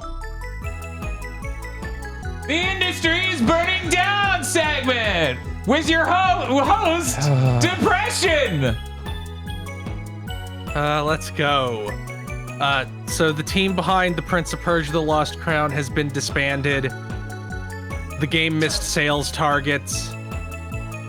Ubisoft also was afraid that making a sequel would cause the original to stop selling, something they've never been concerned with once before this moment. Well, they had that thing happen with Rabbids, and that broke their brain forever.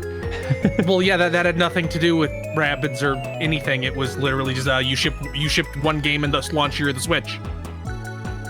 Yeah.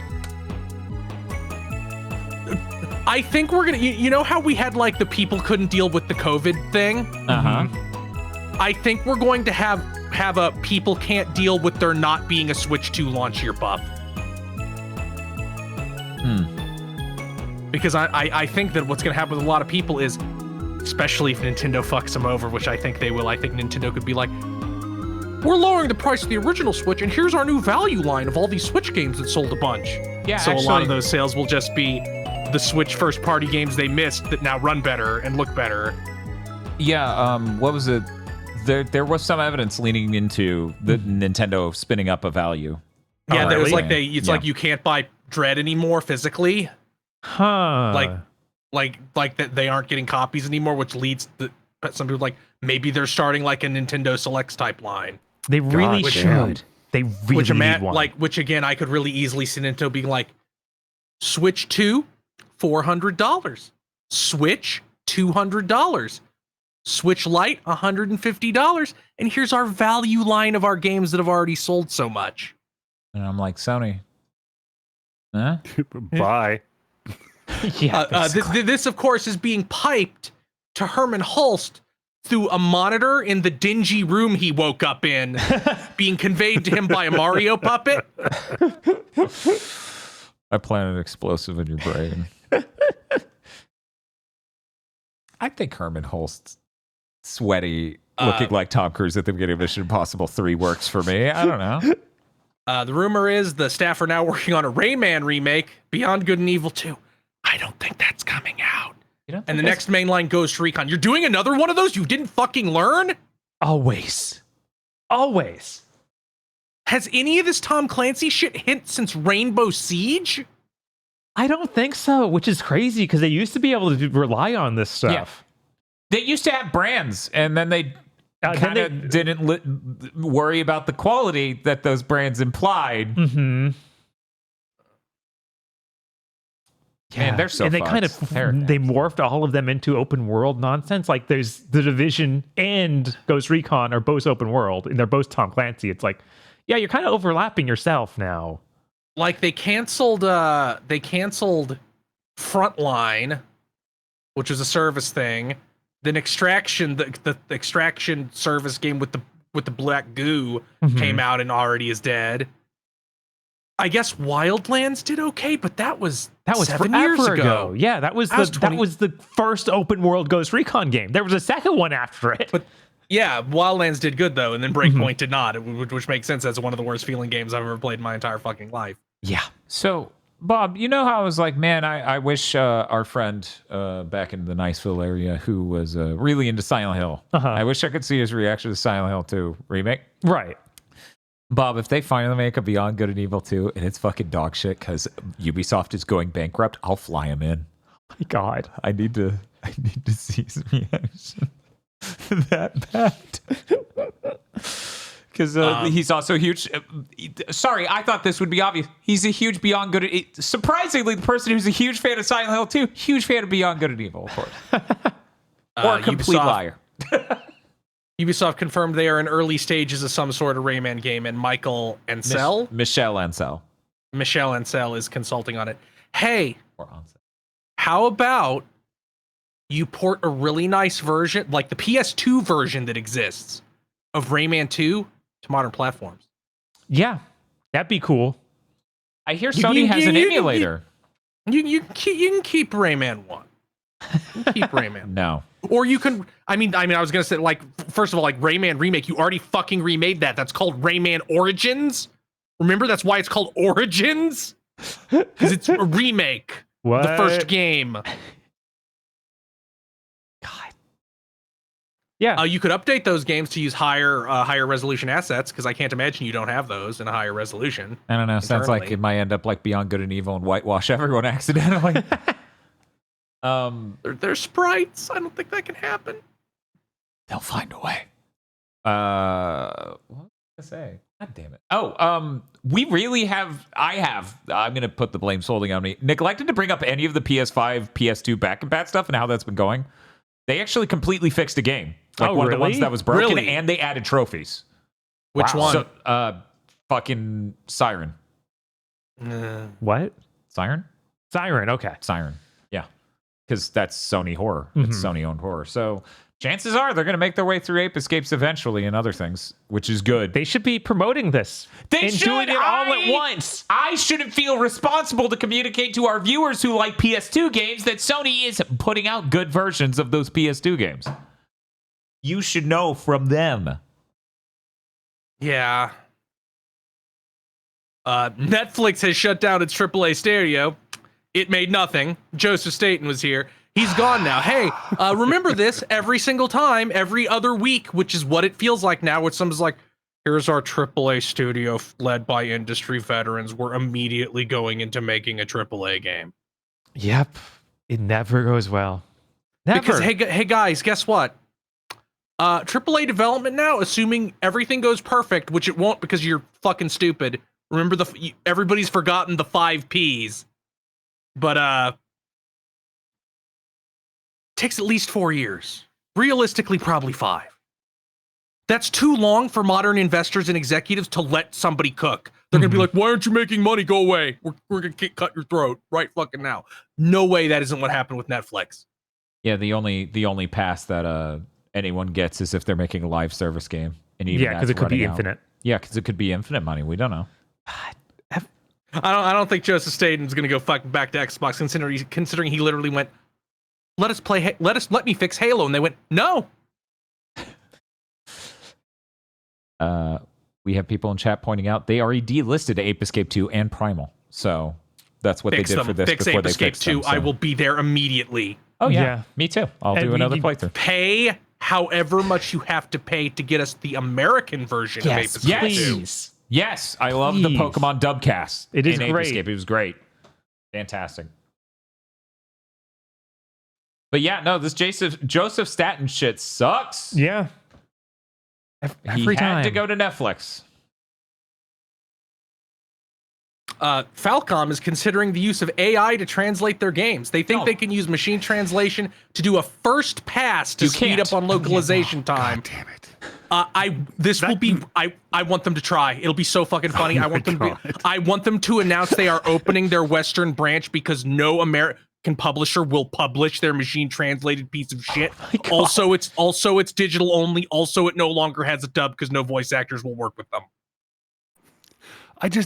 This continues to be the stupidest manager-brained idea that exists. Yeah. Oh, we'll save a lot of money by letting the computer do it first, and then having a human go back and go over also the entire thing. Yeah. Only they're now working off something that's just wrong, and they don't know how it's wrong because they don't have real text. So if they do have real text, then guess what? They have to actually translate it themselves.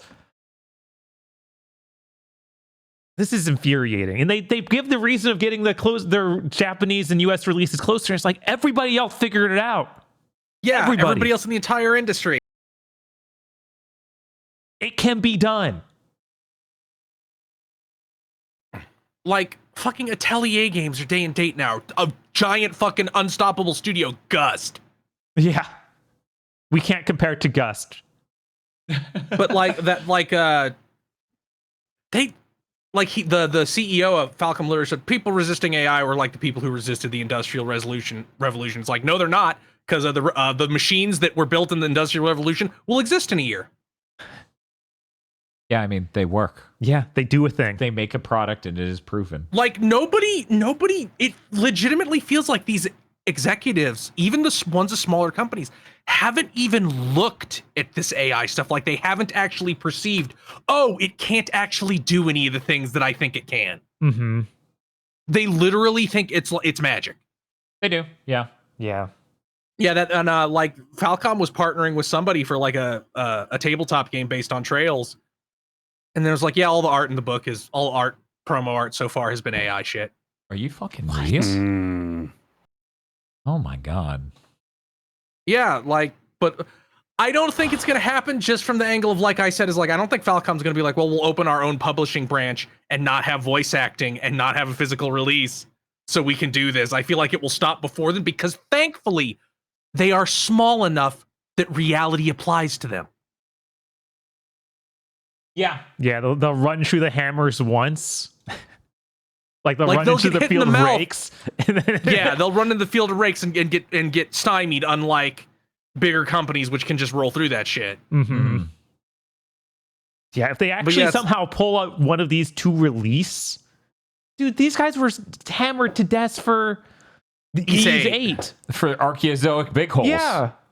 What do you think machine translation is going to get them? Because you'll wish it was Archaeozoic big holes. Right? And that game got to have voice acting, which again, like, what are you going to get John from? Like, your ass is going to be back to John from accounting. Like, so many of the voice actors from these games are so vocally anti-AI. Right. Mm-hmm. Like, and you already pay them basically nothing because you don't use fucking union actors. Right. Because you're anime adjacent, which means you don't have to pay people. So it's like, fucking give it up, man. Give it up, bud.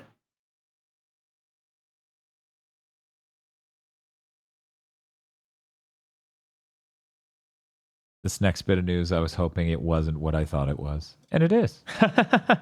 I was like, God damn it. Hey, Chris. Go ahead and take it away. NCSoft is reorganizing the company and doing layoffs. Why would Dan? They canceled Project M and discontinued development of an already launched service game, Battle Crush. Project M is like an action adventure. It looks really fake every time we've seen it. Yeah, it looks insanely fake.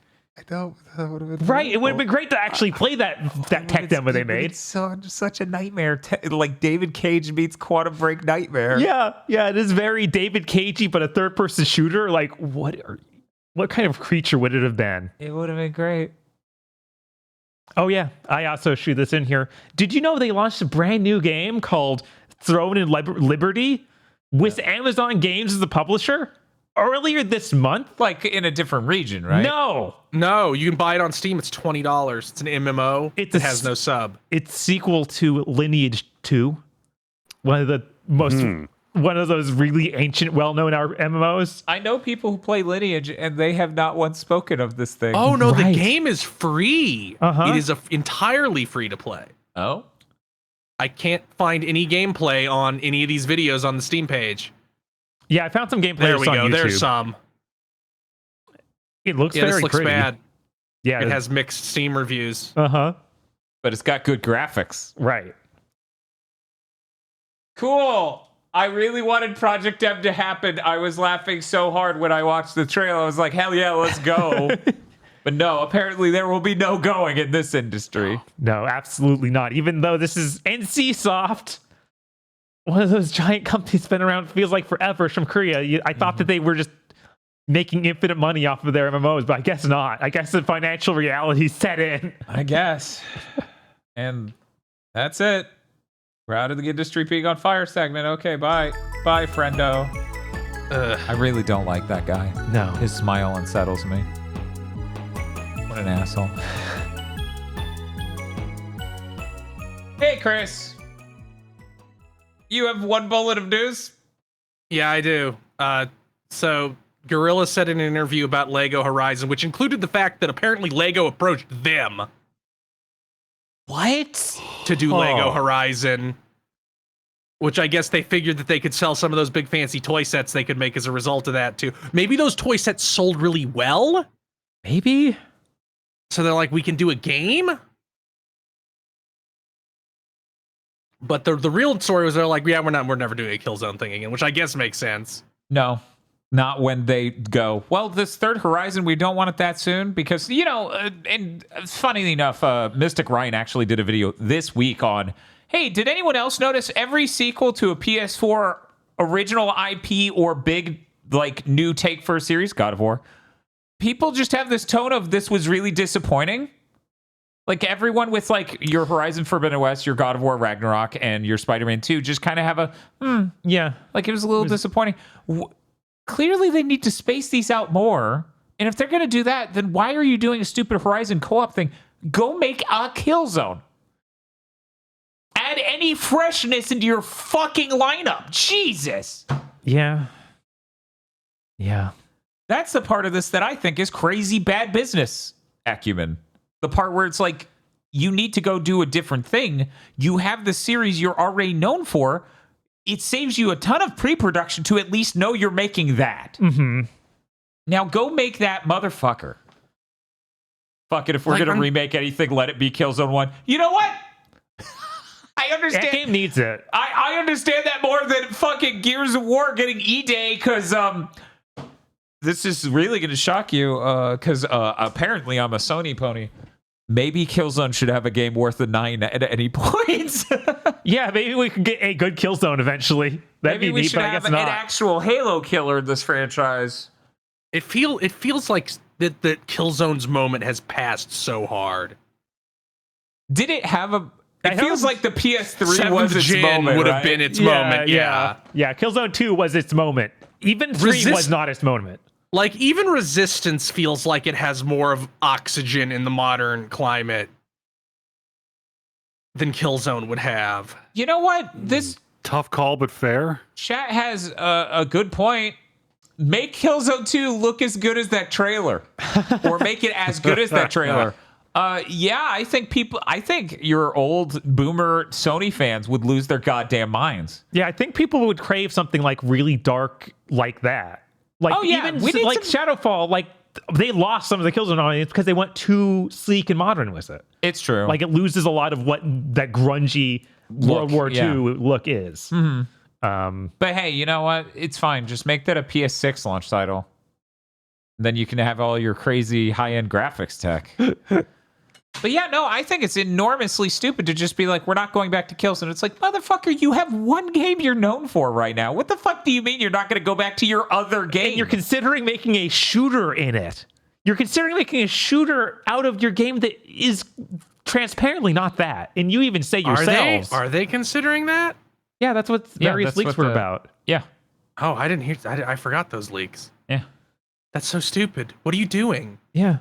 I don't know. And they even, in this interview, I believe they were like, oh yeah, we consciously made Horizon basically exact opposite of Killzone, of it being a more lighthearted thing with with brighter colors and all that. Mm-hmm. It's like, yeah, clearly. Then you should see the value in the other thing then. Nope. No more. It's distinctly different. This is crazy. So, given this is what they did, okay, Mm-hmm. I'm now really concerned that Insomniac may just only do Marvel shit from here on out. Maybe we don't get another Ratchet. Yeah, I have to wonder, like, when they took that job for Spider-Man, that was a dream job for them, and they were very excited for it. Yeah.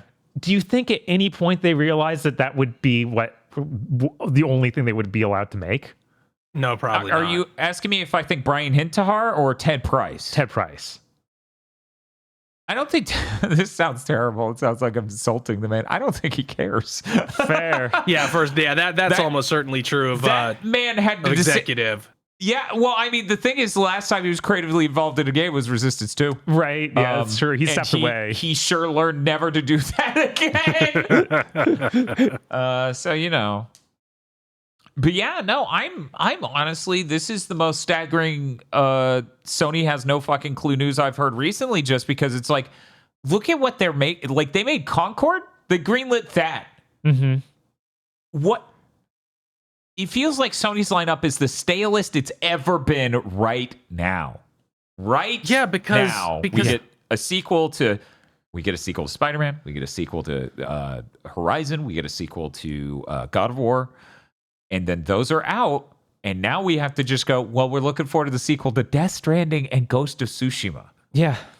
And while those games are going to be great, yeah, those games like a lot more different than the games we just talked about. Like those sequels look way different from the first game compared to like Spider-Man 1 to Spider-Man 2. That's the thing, they have the most to gain because they were the smaller things. That's true. To those. Like Death Stranding has a lot of money in it, but the gameplay itself and the systems itself are clearly not like Sony mainline AAA money.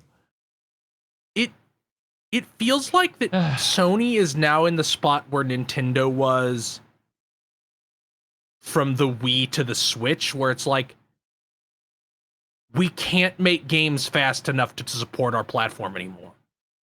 Like, our transitioning to everybody making these ultra massive games and us burning all our smaller studios on service games. Sony is now in the drought period where they can no longer release games as consistently. Like, they destroyed their own pipeline that they built during the PS3. Like, they cut their own throat. Yeah, with all these service games. So we don't just have those sequels then. We have fair games. We have... I'm sure there's another service game now if I can't even think honestly, I'm putting money down. I don't think we do. I don't either. I will actually be pleasantly or horribly surprised when we see fair games is still real anytime soon. It shouldn't be. It really shouldn't. It shouldn't. No. They should. I think it's too close. I think it is too. It is. But part of me is like, that game could slip away. I wouldn't put money on it coming out. They should. But the focus on so many things that are like, yeah, we're scanning in all these actors. Yeah, it's this big, huge 40+ hour game. It's like, guys, you could have your big titans, and then the sub teams you forced them all to make service games could be making smaller, experimental single player games that could fill gaps in your schedule and maybe be able to be iterated on into bigger games, like how franchises used to be built before everybody started doing the we can start our cinematic universe with the Avengers. Yeah, for people who don't know, what was it? Wasn't it Matt Damon? Isn't it in another comment in that Hot Ones interview where he just explains, it was either him or Ben Affleck, I think it was Matt Damon. He was like, yeah, you can't get a new movie made nowadays because they literally go, what's the franchise potential? Right. Anytime you try to come up with a new movie, they're just like, what's the franchise potential? What's the expansion? What's the spinoff? You see that thing about the John Wick wasn't going to be called John Wick before? No. Yeah, apparently there was a different original name for that movie that was like really edgy, like Scorn or Vengeance or something like that. And Keanu Reeves just kept saying John Wick in interviews. He kept calling the movie John Wick, and they're like, that's like $40 million in marketing we'd be throwing away if we changed. It was in fact Scorn. Mm-hmm. Wow. Scorn! That reminds me of the Ghostbusters story where they weren't sure they could call the movie Ghostbusters, and then they filmed the scene where they drive the car to the building, which had real people around it, like they weren't extras. It was a crowd that naturally formed, screaming "Ghostbusters, Ghostbusters!" And they had to call me after. You better fucking get that name. And the producers apparently wanted to cut the dog stuff from the movie, from John Wick. What? Yeah, because they were like, well, killing a dog is bad. And I'm like, wow, John Wick would just be a sociopathic asshole if he killed 100,000 people because they beat him up and took his car. Mm-hmm. Yeah. Like, that doesn't work at all. Yeah. Man, it's almost like people on the money end of things don't have a fucking clue. Right? Weird. They should But stop yeah, that ruining thing with the everything. franchise potential, like another aspect of these games getting so big and taking so long to make is that executives are now fucking obsessed with opportunity cost. Mm-hmm. It's what's like, they're just so brain dead. All they'd have to do is roll shit back. But no, we were just going to cancel that Twisted Metal game because it was going to be a multiplayer game and we couldn't see the economy of it taking off insanely well. And also The Last of Us Part 2's multiplayer thing, we can't see the economy really taking off too well. But we can ship Concord. Yeah, we can ship Concord. What could go wrong? There's no way we could have turned that Twisted Metal game into a normal Twisted Metal game. No one would want that. That is the fact that they shipped Concord after all that, when seemingly when they showed us that sandwich, it was still on fire. There's no way that it being Herman Hulst's obsession is not true. There is no other reason that game would actually have gotten through the filtering line. Oh yeah. Like that was senior executive's baby that he would protect at all costs. Still expect Herman Hulst to be gone before the end of the fiscal year. If it doesn't happen, my outlook on Sony's real pessimistic. Yeah. I'm really excited for that secret level episode with Concord. That's gonna be the most ripped on thing in his, or nobody will know it existed and nobody will watch that show, period. Yeah, it'll just be us. Yeah. That's it. It'll be like the other things we've done where people go, I didn't know this existed until this popped up. They actually put out the other week a image of all the characters that are in it, so we got to see the full design for Mega Man. I wish we didn't. Yeah, me too. Yeah. Me too. I hate this. Man, hey, Capcom. Konami's handling Castlevania better than you're handling Mega Man. Yeah. Fucking reflect. Send them pictures of Mega Man X. And when they send you back whatever they drew, send them the pictures of Mega Man X again. Again. Yes. Again. You have to treat them like you're Nintendo. No, this is what he looks like. This is the character you asked for, dumbass. Yeah, every company on when it comes to these third party like associates, Nintendo seem to be the only ones that are like, no, we're correct. We're the most successful people, so we're right. Right. So yeah. you it's very cute that you have ideas of what things should be, but we know what things should be. So do what we fucking say. That's what every one of these companies needs to do to their Hollywood partners. Be like, no, we understand what this needs to be. Yes.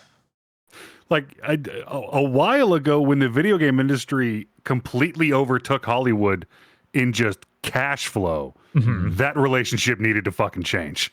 Yeah.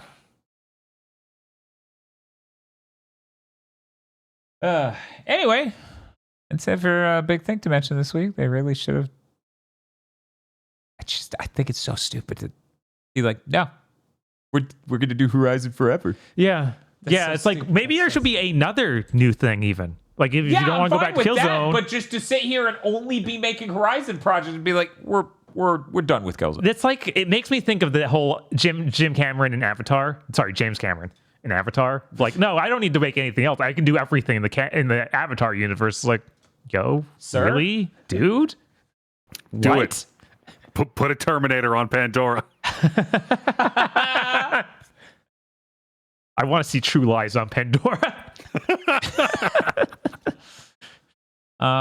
Anyway, it's going to do it for this episode of Big Thing to Mention. As Chris said, Chris, you are playing Ghost Trick, the Capcom game. Is that in that Saturday? Time to be announced on your Blue Sky? Yeah, it'll be around 3 p.m. Eastern. Good. We shouldn't still be live. Yeah, Jesus. And tomorrow, Bob and I are playing Deadly Premonition, where it was not inspired by Twin Peaks, I hear. So, unfortunately, my experience of watching all of Twin Peaks is wasted. Irrelevant. If they don't have coffee and donuts at least 10 times, I will be disappointed. I do wonder. I know he loves coffee. Right. Obviously. Bob, you know how that game opens? Yeah. Do you know how Deadly Premonitions opens? I don't mean the pre-title screen thing with the forest and the kids. Yeah, I mean where he's in the car and he's having to talk about Tom and Jerry are in a S&M relationship. Uh-huh. And I think there's something about Catwoman in there. No. Okay. No. And then the person just hangs up on him. But allegedly it's the cell phone coverage dropping out. I don't know. I heard what he was saying and I would hang up on him. Anyways. Deadly Premonition tomorrow. See you then. Goodbye. Wait, which one of these buttons does...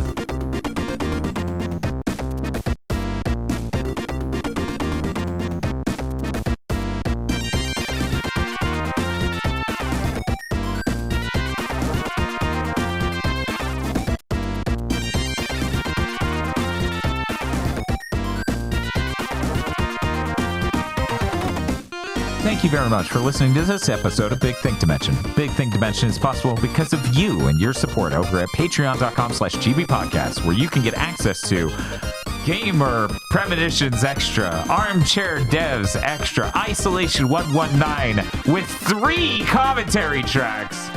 Lord, that's a lot. And a new commentary track coming soon. That's patreon.com/gbpodcast. Go there now.